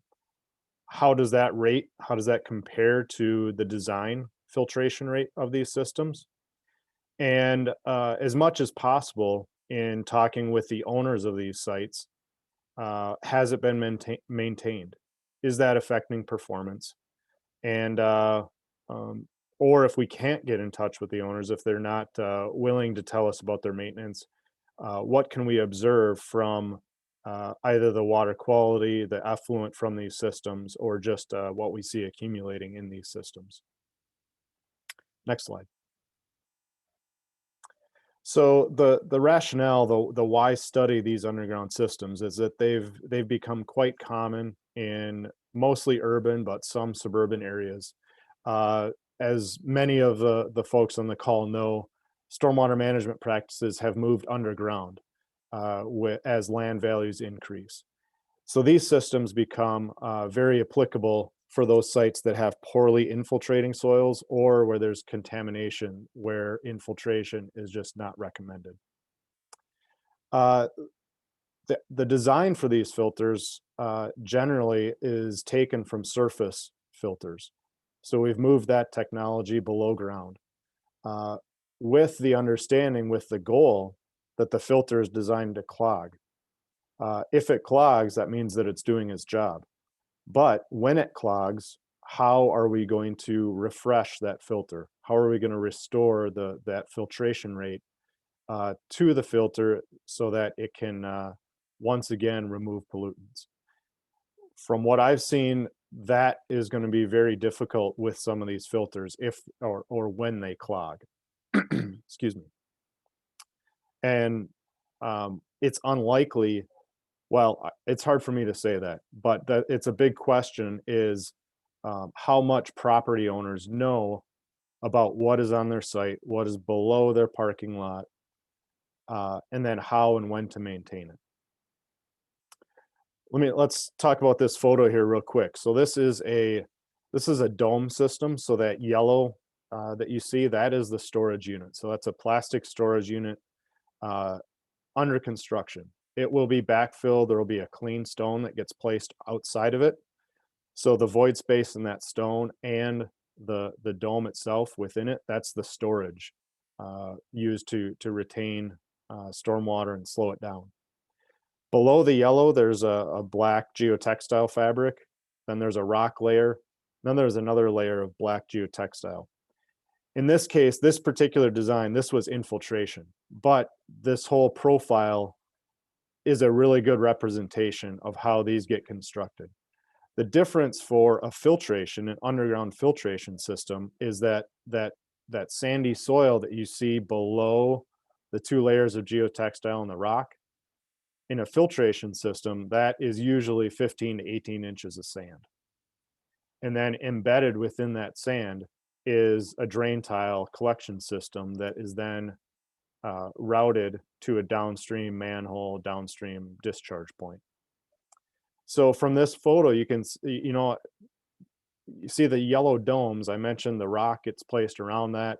And then the site gets built up further, and then a parking lot gets placed on top of that. So when you add all that up and you look at the bottom where that sand layer would be, there's a lot of stuff that you need to go through or open back up if and when this filter were to clog.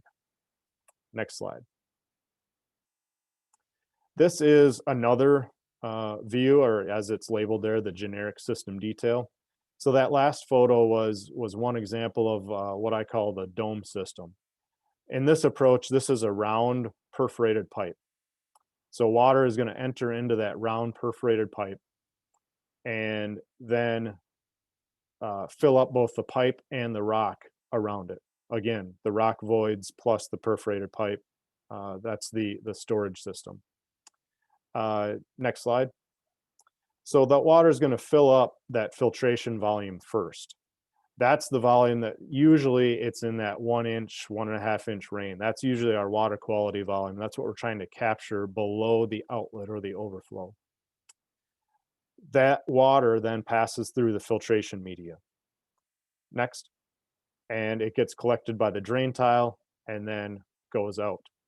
So what we're trying to measure here is the concentration of pollutants entering the system and the concentration of pollutants exiting the drain tile. With that, we've installed pressure transducers within the storage system itself.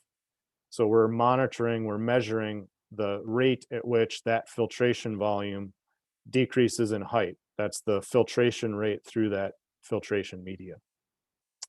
Next.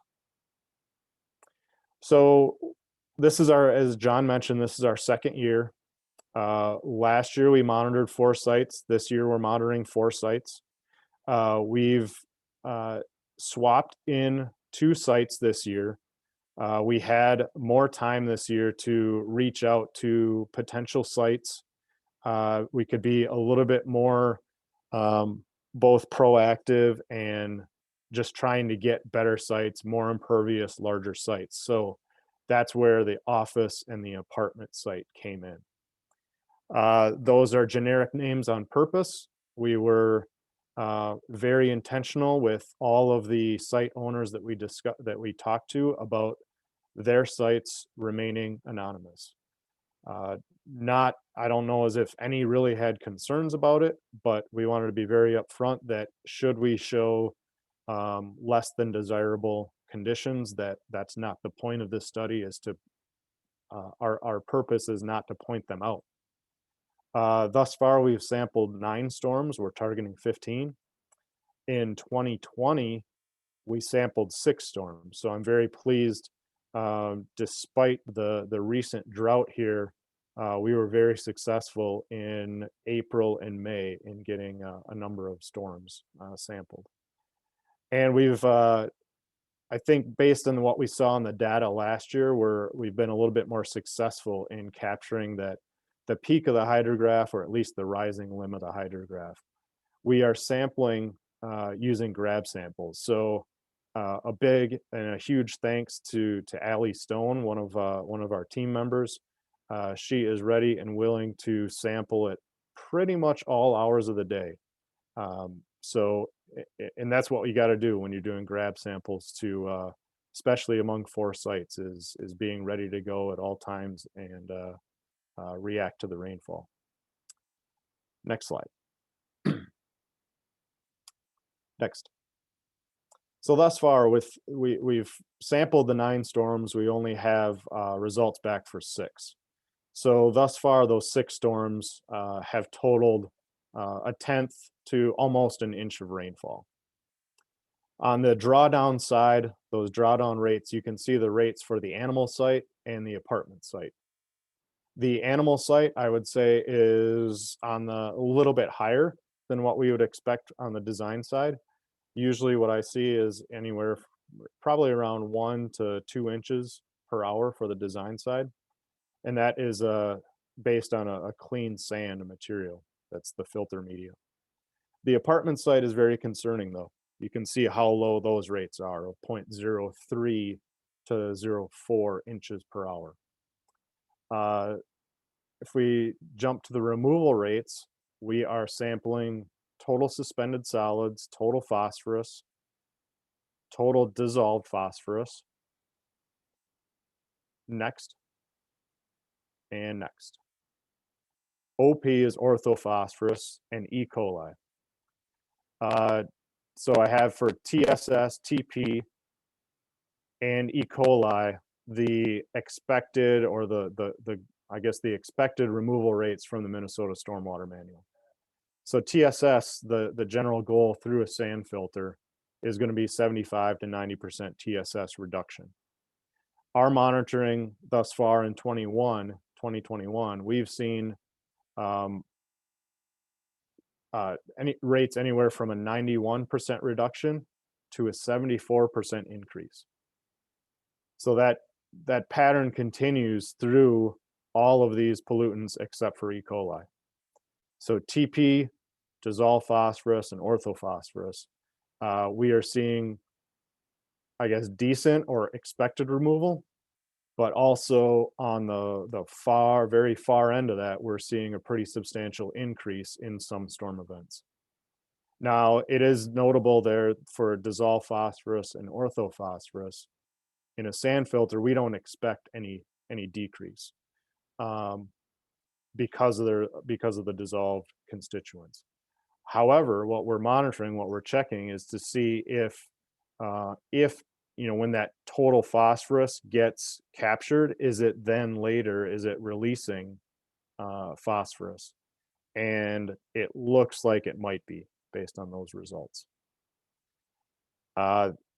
E. coli, I guess, of all of these five, that is our most positive result thus far, is that we are meeting or vastly exceeding that goal or the expected reduction.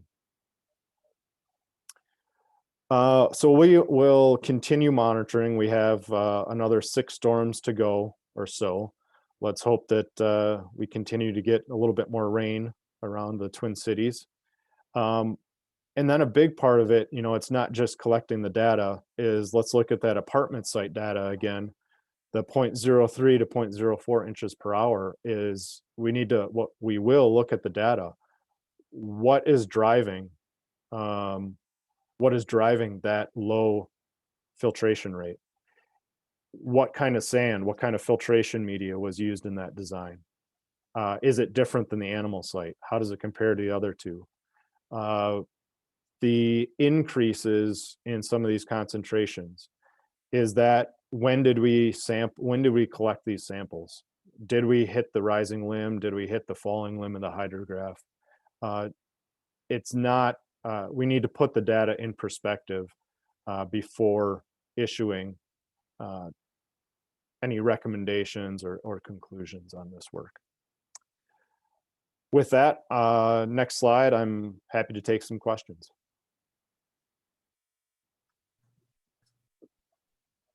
Thank you, Todd. I don't see any questions coming in yet, but I have one myself. The data trend that you showed here for the 2021 storms, do you have something similar for the 2020? I don't remember from your presentation back in December. Yes, we did the data calcs last year. So right now we have them separated by year, but they will be put together for the final study to see the overall picture between all sites, both years. What can we tell based on all of the data? Great. I see one question has come in here, Todd. Where to sample the media below the, how and where did you sample the media below the perforated pipe is the question. Sure. So we obtain the design plans for all of these sites. We locate the drain tile, at least where it's supposed to be, and where it daylights. Most of the time that's at a manhole downstream. So we take our sample bottles there. We have an extendable reach sort of arm. We extend the bottle right down to where that drain tile daylights into the manhole. That's where we collect the drain tile sample. Excellent. Well, thank you, Todd, for your great presentation. A reminder, you can continue to ask Todd or make comments about this project in the chat box. I also inserted a chat. Todd's project is a good example of how we integrated his first phase completion into a stormwater seminar series. And so he featured a longer seminar back in December about his project. You can view that or any of the seminar series on the SAFL YouTube channel. I put that link in the chat box. We're going to move on with our third presentation in the sequence today. And so our third presentation is going to be on a project about the field evaluation of stormwater BMPs to characterize comprehensive contaminant removal performance of biochar augmented filter media. And so today, I believe we have Karina Wheelboard with us to present our project funded on biochar in stormwater systems. Karina, are you there? Yes. Hi, John. Thank you so much. You're welcome. Go ahead.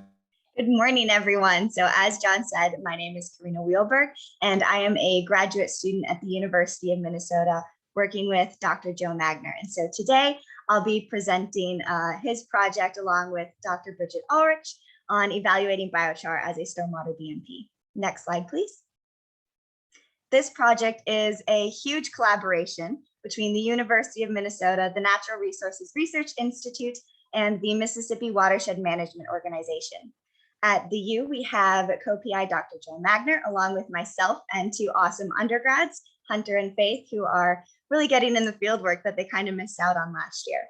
At NRRI, we have our other co-PI, Dr. Bridget Ulrich, along with Dr. Tadela Hyla, who is pioneering our lab work, Dr. Matthew Behrens and Allison Bird, who are working on setting up the analytical method for our organics analysis, and Matt Young, who led the biochar production effort. At MWMO, there is a whole awesome team of people who are working with us, and we just want to highlight a few, including Dr. Uday Singh, Brittany Faust, Jim Rudolph, and John Mueller. Their site houses our field testing, and so they've done a lot of work on the monitoring plan and the actual field work itself. Next slide, please. As the title of the project says, we are looking at how well sand augmented with biochar can remove stormwater contaminants. So biochar is made via pyrolysis of organic matter or thermal decomposition without oxygen. After the pyrolysis processing, you end up with a product that has high surface area, high porosity, and varying amounts of hydrophobic and hydrophilic functional groups.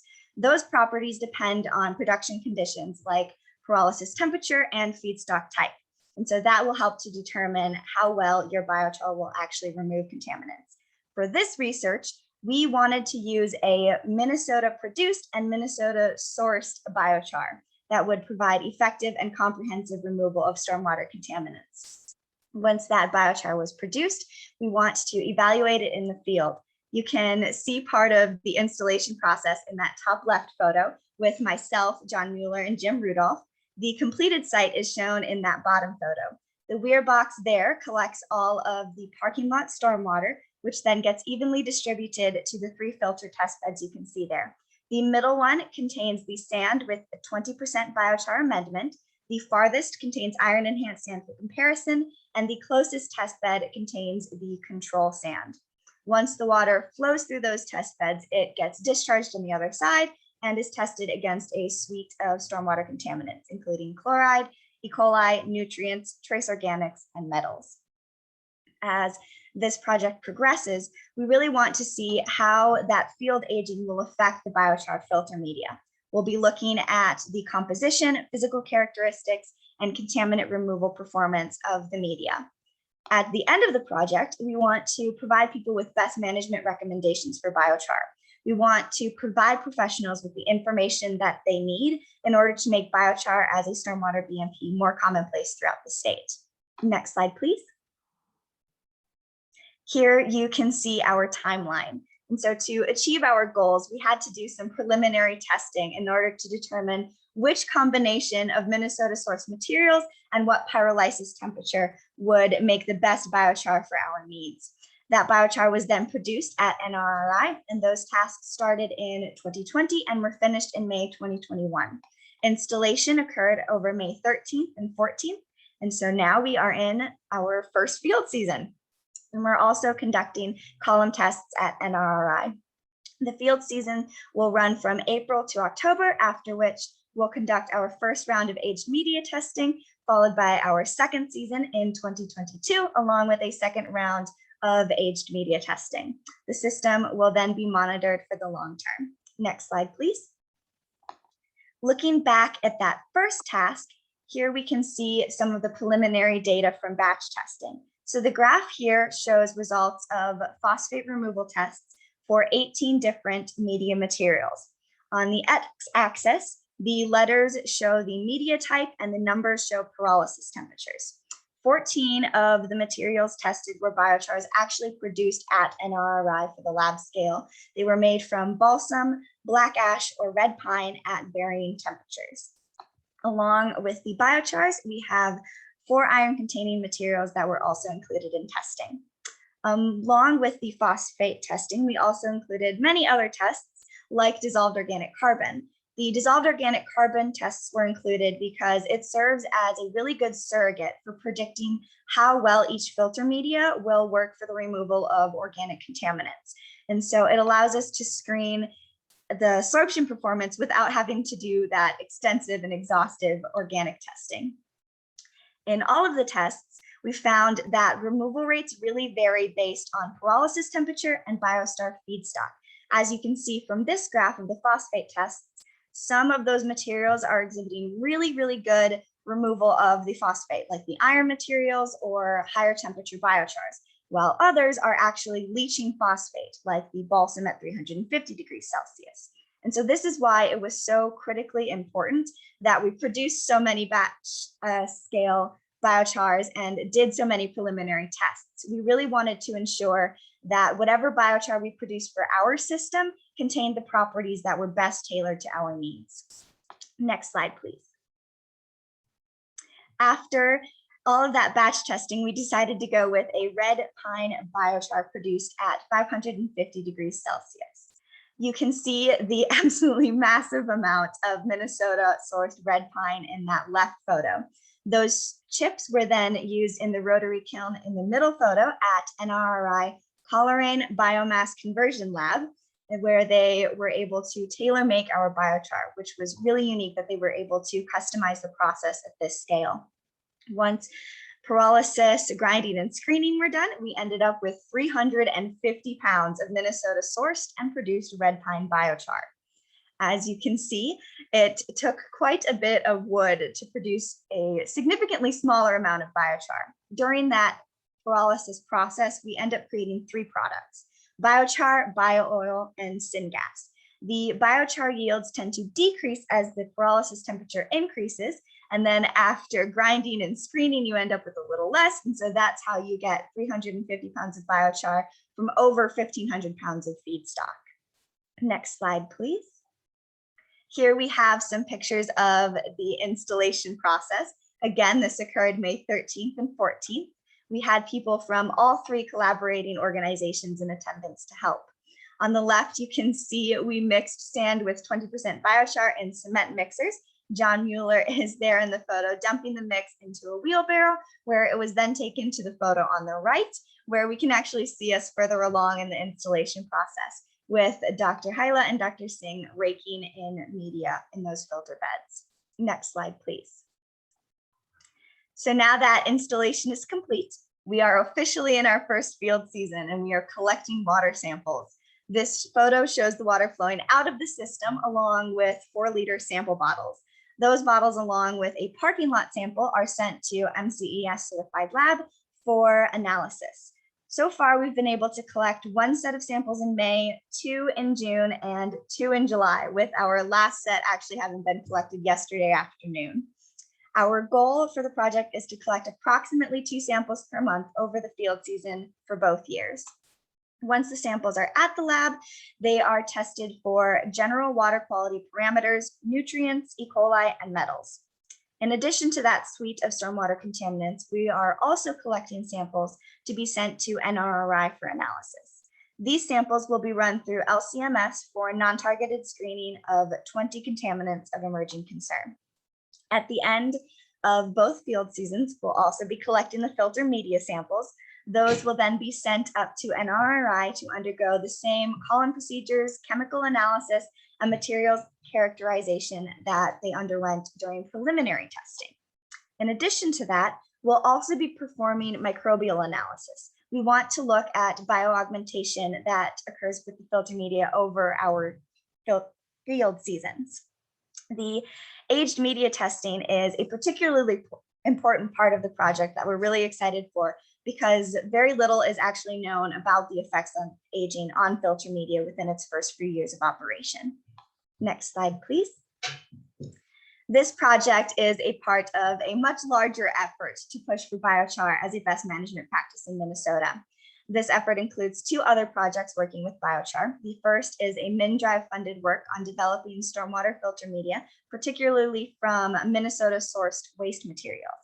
Dr. Tadela Hyla is working on the column experiments that you can see in the photo on the left. He's looking at contaminant removal of the red pine biochar that's in our system in combination with sand, iron enhanced sand, siderite, and iron oxide, along with those materials on their own and a commercial biochar. The project is looking to help catalyze the biochar industry in Minnesota. The second project on the right is the development of a mobile stormwater laboratory funded through the DNR as part of Minnesota's Lake Superior Coastal Program. Here, columns like those on the left can be used to test media on actual source water on location throughout the Lake Superior coastal region. The project will provide community education opportunities so that we can showcase biochar's potential, and it will also provide performance data that can inform BMP implementation. Ultimately, as the interest in biochar continues to grow, we're really hoping that these projects, along with the field testing that we are doing at MWMO, can inform practitioners about biochar's capabilities and will lead to its further implementation throughout the state. Thank you so much for your attention, and our team would be happy to answer any questions. John, can I make a small additional comment here before you entertain any questions? Please go ahead, Uday. Well, thank you, everybody. I just wanted to highlight our facility when it was designed and built under the leadership of our executive director and board. This filter media lab was built as a demonstration for technology transfer and outreach. Then later on, a lot of our members, people who visited our site, has expressed interest in that, how can this be used for future research? So we were tasked with the task of retrofitting our weir system, because we didn't have a drop box where we could easily monitor our flow, the quantity of flow coming from the parking lot to our system. Altogether, we just had a drop box and a pipe culvert. So with the help of providing some experiential learning to our summer intern, my team members, before even this project was submitted, we were in the process of retrofitting. We did some trial, and then eventually our board has always championed in terms of working collaboratively with the University of Minnesota or any other research organization, private consultants, and then also provide some experiential learning to our current staff, our fellow watershed district members. So this thing is a true remarkable effort from the leadership to people like us who like to make things happen, and now looking at some future scientists like Karina and so many of others who will be not only doing the work and also learning and then being the future professionals. It was a breaking work, but we also had fun. Especially we were all cooped up for a whole year, so it was fun. And now the whole team is in complete sync. I want to thank you, Dr. Magner, and then the Bridget's group, and my board and our guest director and my team, that we all are there to collaborate. And we have so many other projects where we will love to have some collaborations to collect and advance the science, and most importantly, technology transfer. This site is out in the public, people can come. We will be building some interpretive science so people can understand. So we cannot emphasize the collaboration and the partnership that goes, and all the suggestions they come from everybody. So thank you. Thank you, Uday, and it was a pleasure to see you working and getting dirty out in those test strips there, putting the biochar in. There are a couple questions for you and your team, Karina. If you could take some time in the chat to answer those. I do want to respect our break time here. I also wanted to mention that there's a lot of interest in biochar, not just for stormwater, but other water uses around the state. So Dr. Bridget Ulrich, who I know is online today, we won't have a chance for her to mention this verbally, but we will feature biochar in a special session at this fall's Water Resource Conference. And so that brings a bigger topic of our technology transfer is that as our research projects become in their maturity and they complete, we make room for presentations for them at the Water Resource Conference.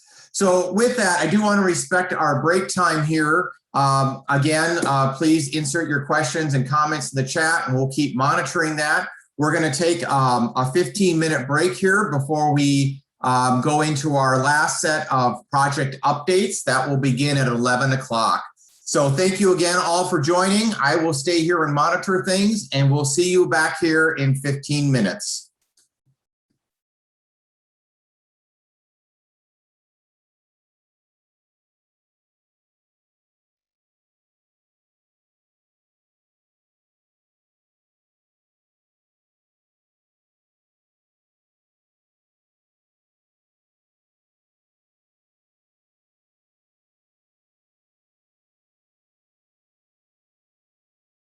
Only weak correlations between genomic, fecal indicator bacteria, and environmental variables.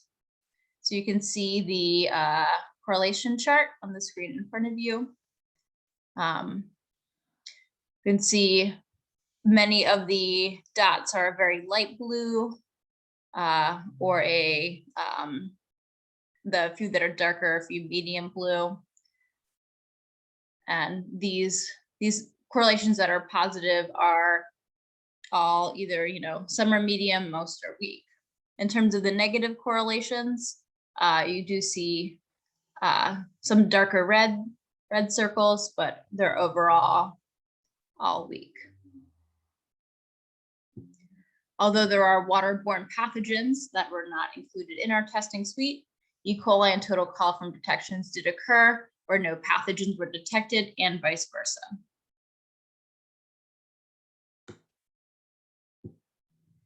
And looking particularly at the 2020 data, where we compared a single UV treated stormwater reuse system and then a chlorinated stormwater reuse system, we found that the UV treatment kills E. coli and total coliform more effectively than chlorine. This was also consistent with the 2019 data, where the same chlorinated stormwater site was sampled and the chlorination was not always good at killing off all of the E. coli and total coliform. In this case, there are two particular caveats with the chlorinated samples. In 2020, they were both samplings were done right after precipitations events, which probably stirred up levels. And at this particular site, chlorine is added before the water goes in through a sediment filter. So some of the chlorine's potency is probably reduced by reacting with organics in the water. However, in the UV treated site, there were still detections for pathogens and antibiotic resistance genes, meaning detections can come from dead organisms as well as non-pathogenic bacteria that contain antibiotic resistance genes. Next slide, please. Right. I'm in the final stages of data analysis and writing. So getting your feedback to infuse into my thesis is a great opportunity. And the timing of this event was just pretty good in terms of me trying to finish. I feel like it's a great opportunity to help broaden it to include, I guess, the thoughts and needs of the greater stormwater reuse community that the MRCC represents, that isn't so focused on the microbiology, which is really where which is the discipline that I come from. Great. Thank you very much, Tamara. I'm not seeing any questions in the chat yet. I just wanted to call out to Satoshi here. I know he's online too. Any comments you want to make about the research project?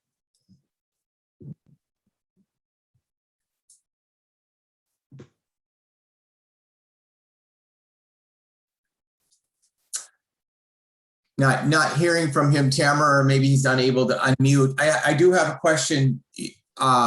This research priority came up quite a bit as we looked at needs across the state, especially with the stormwater research roadmap. In your opinion, or from anyone on the team, do you think, so the question had come up that, should we be concerned about bacteria and viruses in stormwater reuse systems? So with the weak correlations that you're seeing, do you think that is a concern or should be a concern? Or is it just a weak concern among practitioners? So I would have to, I guess, put that in the context of, what is the stormwater being reused for specifically, and what sort of risk would it pose? That was not within the scope of this project, and that is definitely, requires more calculations, simulations, which is what our partners at the Minnesota Department of Health do plan on using this data for. This work was also actually an extension of previous work done by my lab, that sampled just once at many different water reuse systems, not just stormwater reuse systems across the state. And it was on, was consistent for the most part with that data. From what I'm seeing, I would say it's not from just, from my, I guess you say my opinion, it is a good thing to see the sporadic detection, and it means that stormwater reuse can be utilized in, I guess, like we say, like more intimate or like sensitive settings where there might be more of a risk of exposure other than irrigation, which is generally what it's used for. And it can be used perhaps like with some microbial treatment, but with less treatment. And I would say it's not going to be such a big, what we're finding is not such a big deal. In terms of antibiotic resistance genes, they are considered an emerging contaminant, and as I'm going through the literature now for writing my thesis, there's just not a lot of consensus on, like what is the risk of their presence. Great. Well, thank you, Tamara. And as she and the rest of the team finishes their work, again, we'll feature a longer presentation about all their data later on, probably in 2022. So with that, we're going to move on to our second presentation in this cycle. And so we're going to move on to a study led by Dr. Andy Erickson. It's biofiltration media optimization. But our presentation on this project is going to be delivered by Katie Kramarczyk. Katie, are you there? Yes, I'm here. I'm all set. Oh, great. Take it away. All right. Well, thank you very much for the introduction. And I look forward to updating you all on our biofiltration media optimization project. As John mentioned, the PI of this project is Andy Erickson, and I should also mention that the co-lead is Jess Kozarek.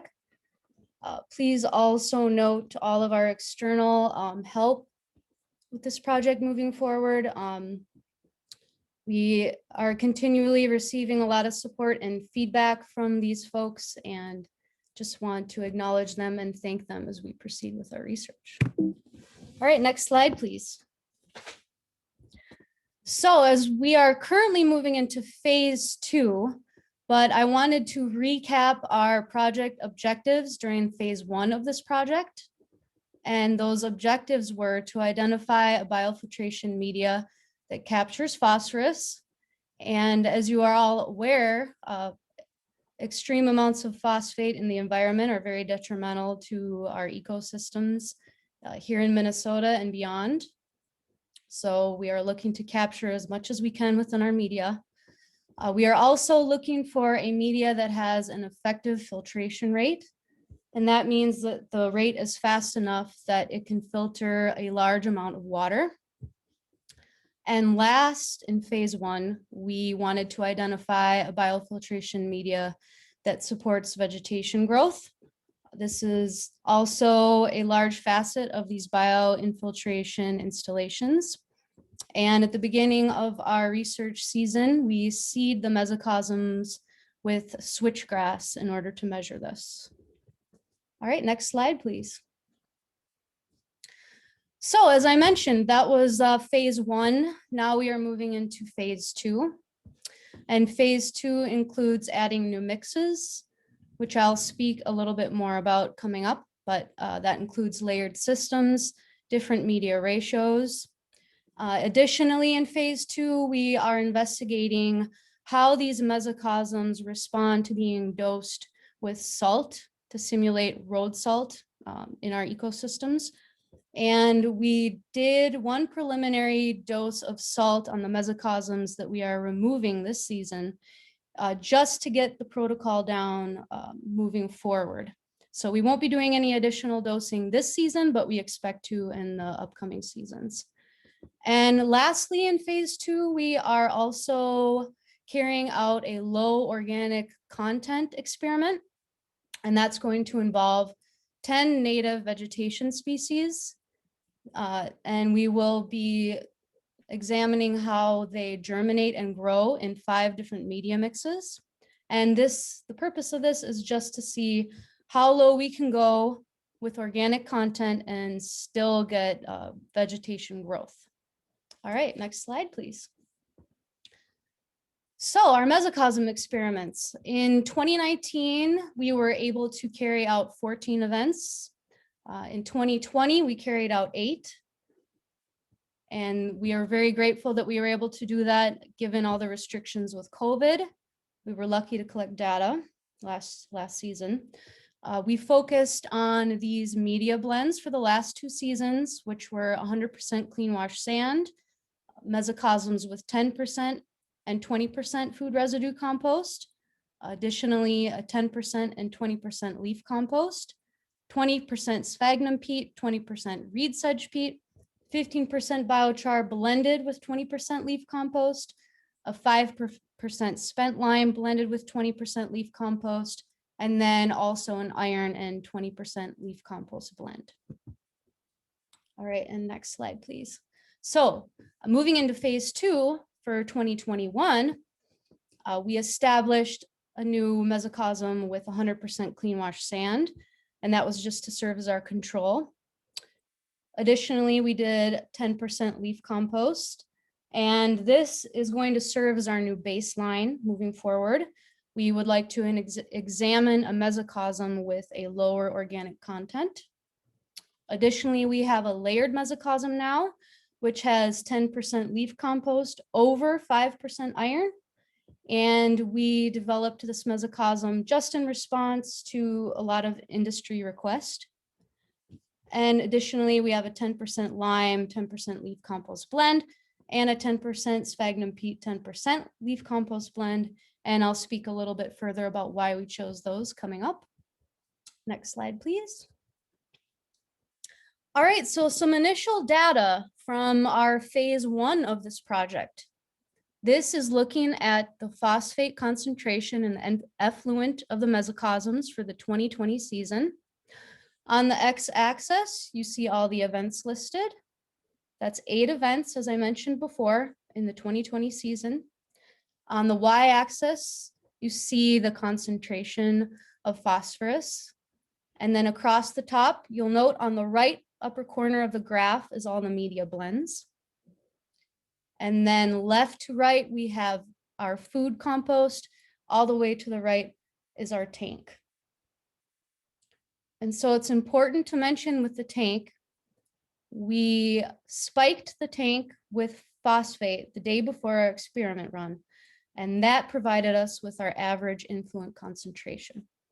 And the line at the bottom of the graph that you see in red, that's the average influent concentration.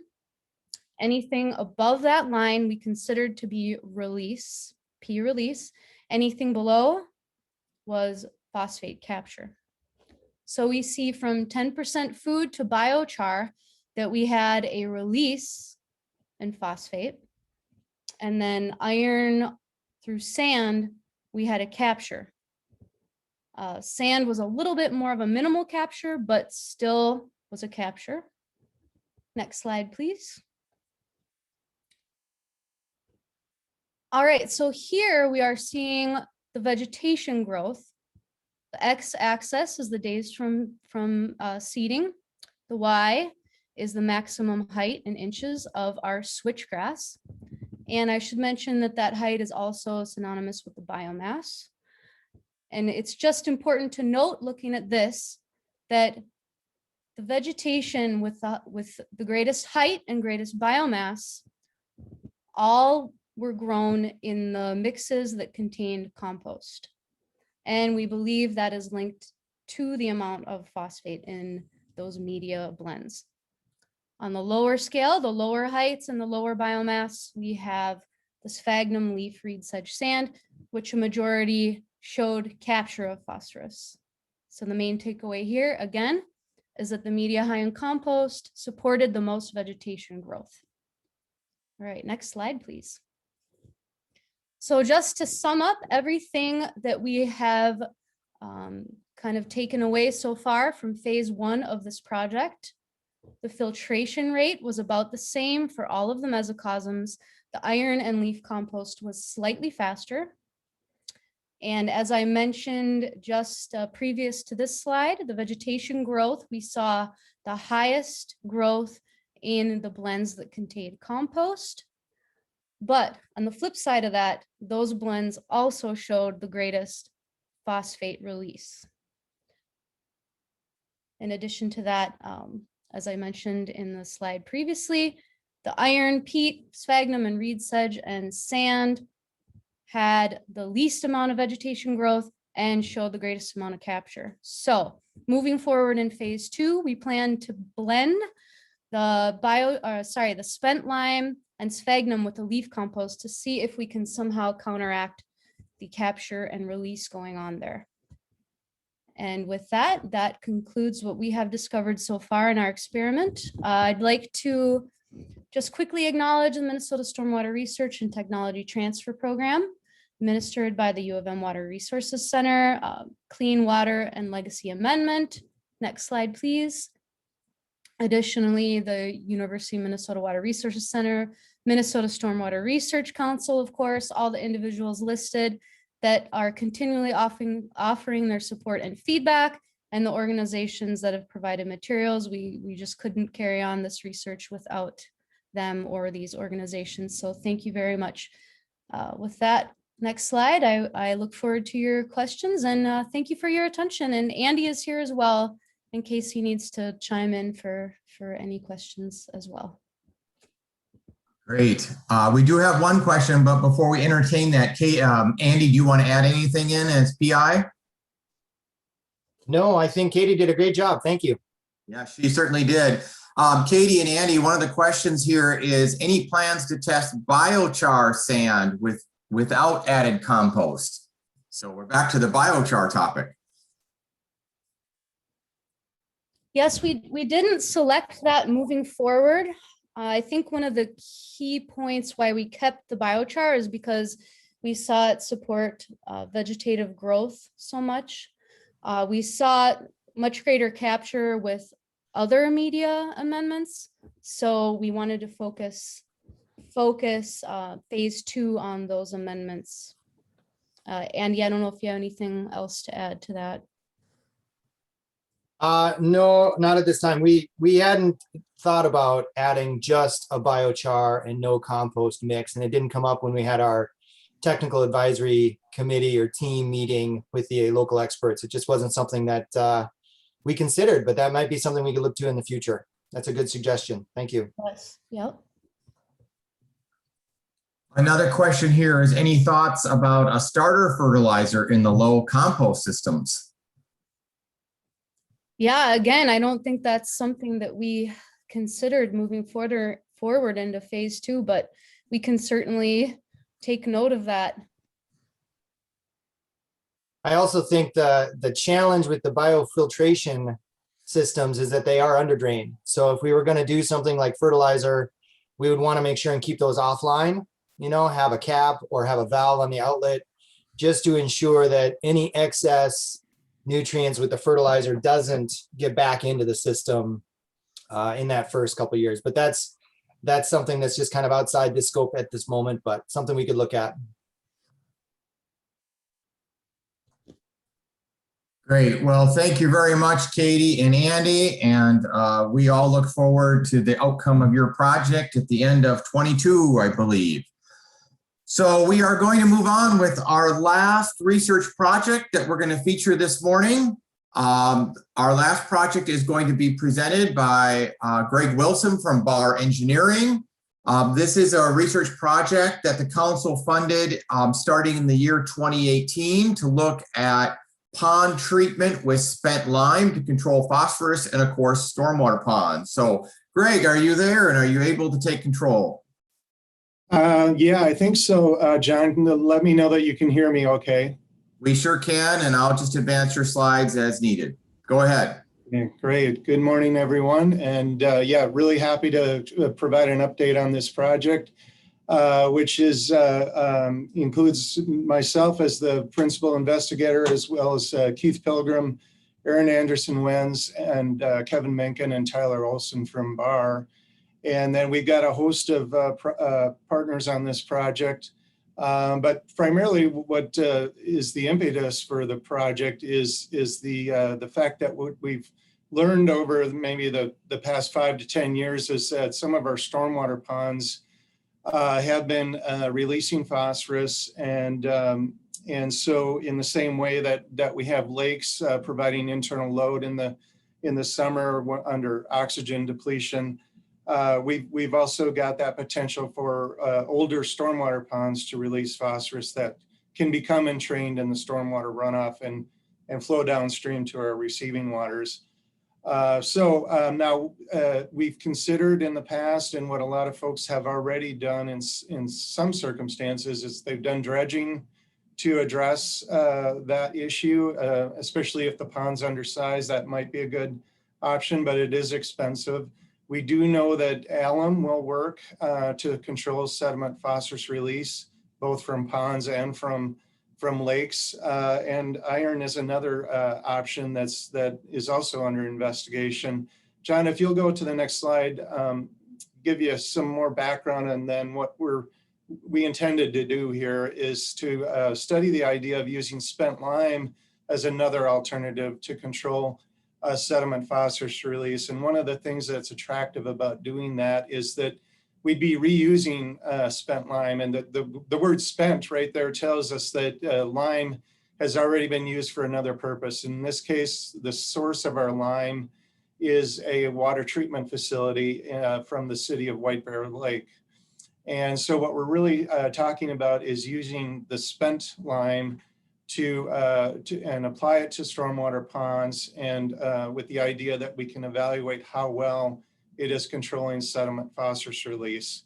And so the hope is that this could be another way beneficially reusing a material that would otherwise actually get disposed in agricultural settings as an amendment for soils and agricultural fields.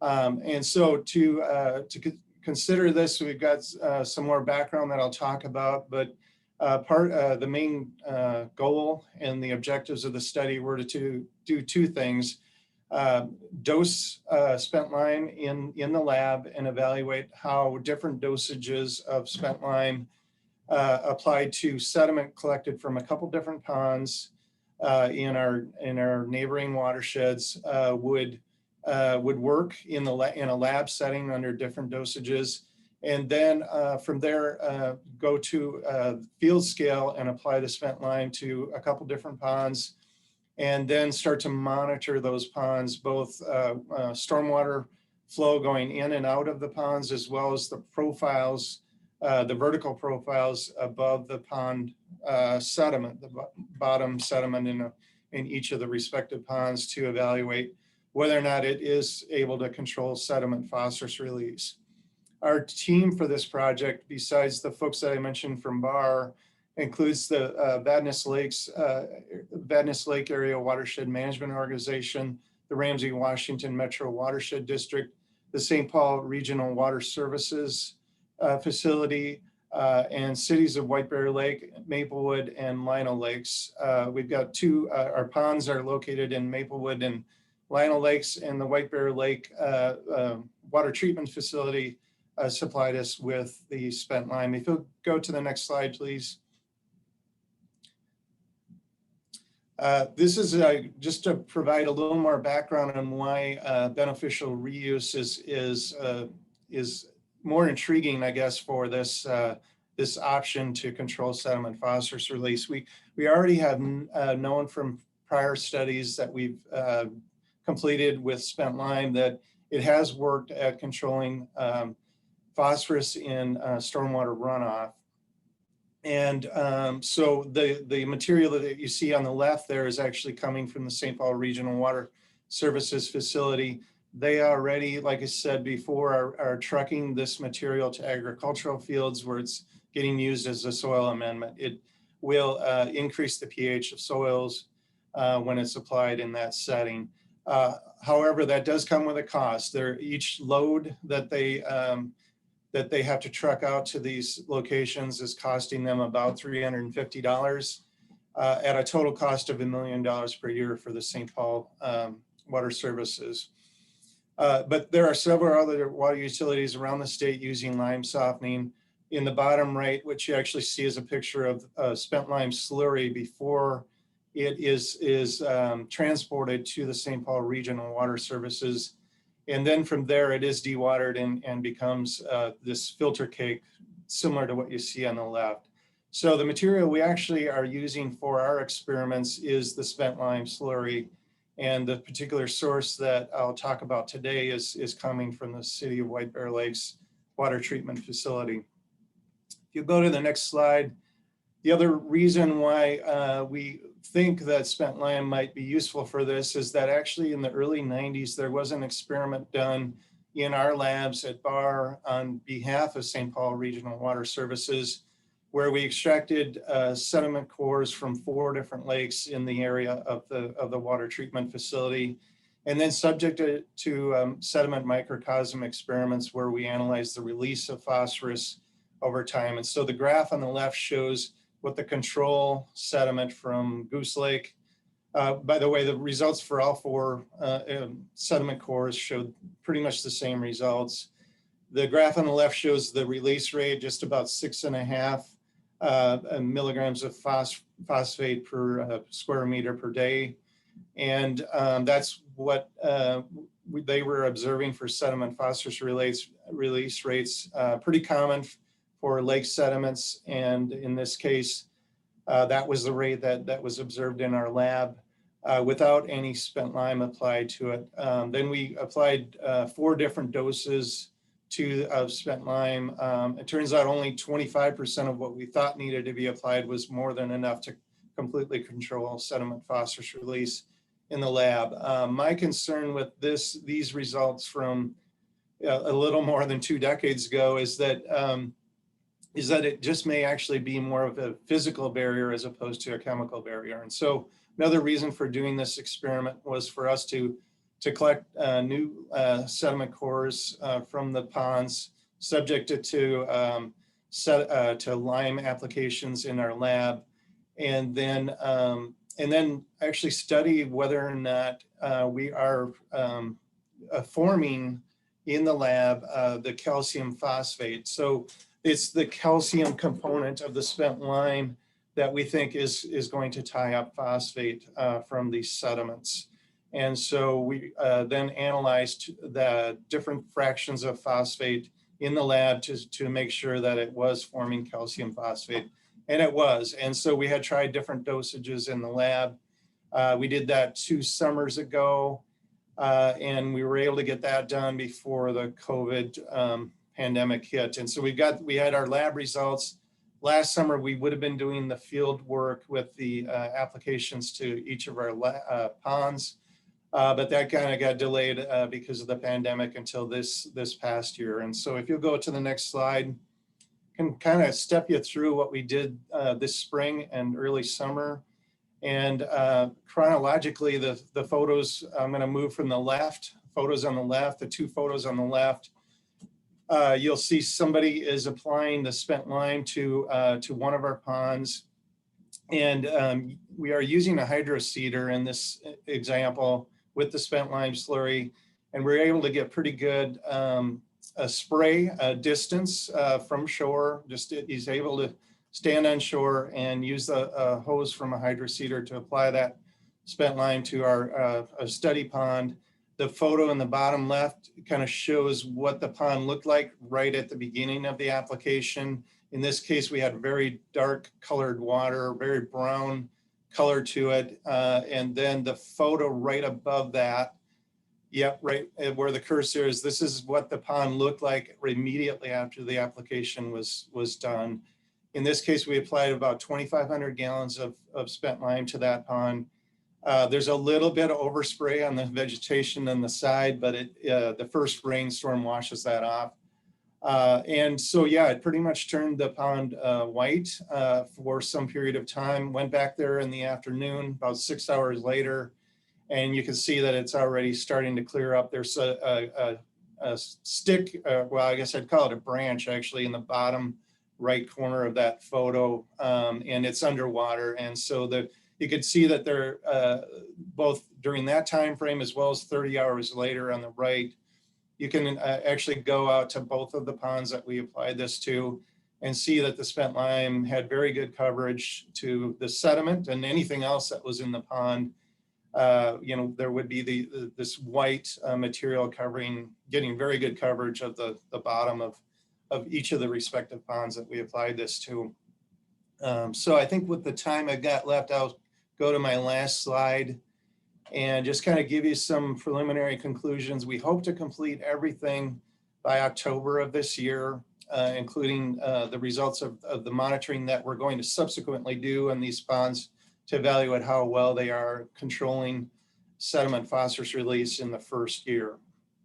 And like I talked about in the lab, we were able to confirm that calcium phosphate was being formed. It's maybe a slower process than what we would expect with an alum application, but we were able to document and demonstrate that calcium phosphate was being formed with slightly higher doses in the lab.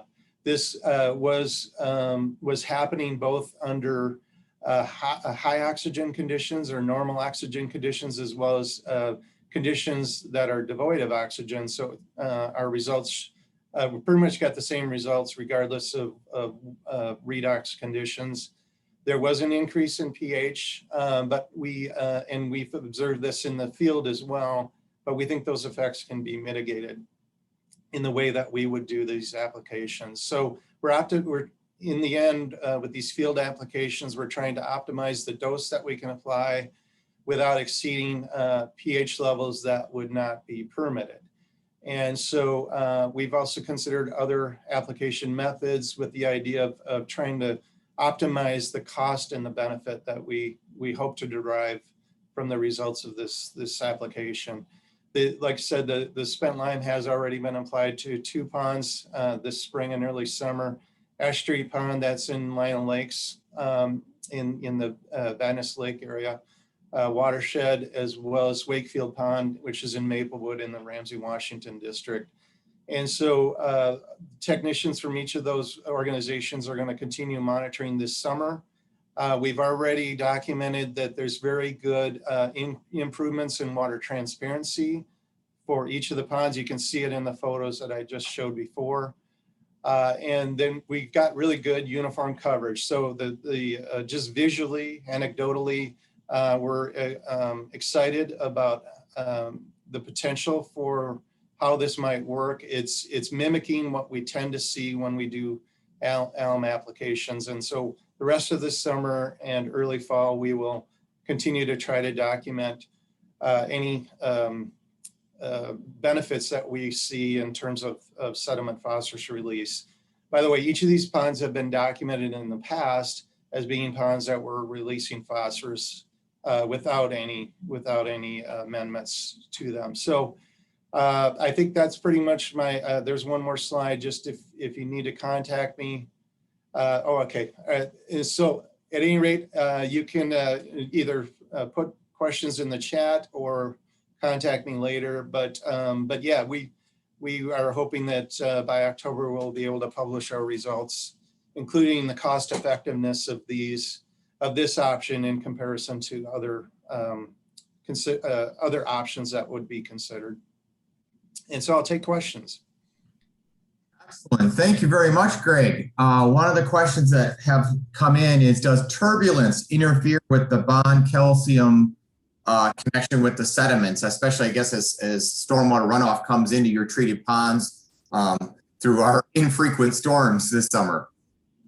Good question. Yeah, so I've been out to the pond where I had the photos, the Wakefield pond, for example. I've been out there. There's been other storm events that have happened since that application occurred. And really the pond, it looks about the same today as it did when the application first occurred about a month ago, or just maybe a little less than a month ago. No, actually it was about a month ago that we applied the first dose. So no, I think the bond has already happened. It's coating the bottom of the sediments. And I don't think that there's a way for the flow to come in at a rate, at least in that pond anyway, at a rate that's high enough to cause interference with that bond. Excellent. Well, thank you, Greg. I don't see any other questions to you at this time, but everyone, feel free to ask questions to Greg or any of the other team in the chat box. That will remain open here for a period of time as well. I'll put this also in the chat. Just a reminder that all of these mid-project presentations will be posted on each of the project's webpage and found, of course, on the website. I will put this up here and demonstrate for you. So these will all be under the current stormwater project tab right here. If you hit this, it will expand out to show all of our current research projects. You can click on any one of these, for example, and open up to their individual webpage and find more information, including which will be these presentations that follow.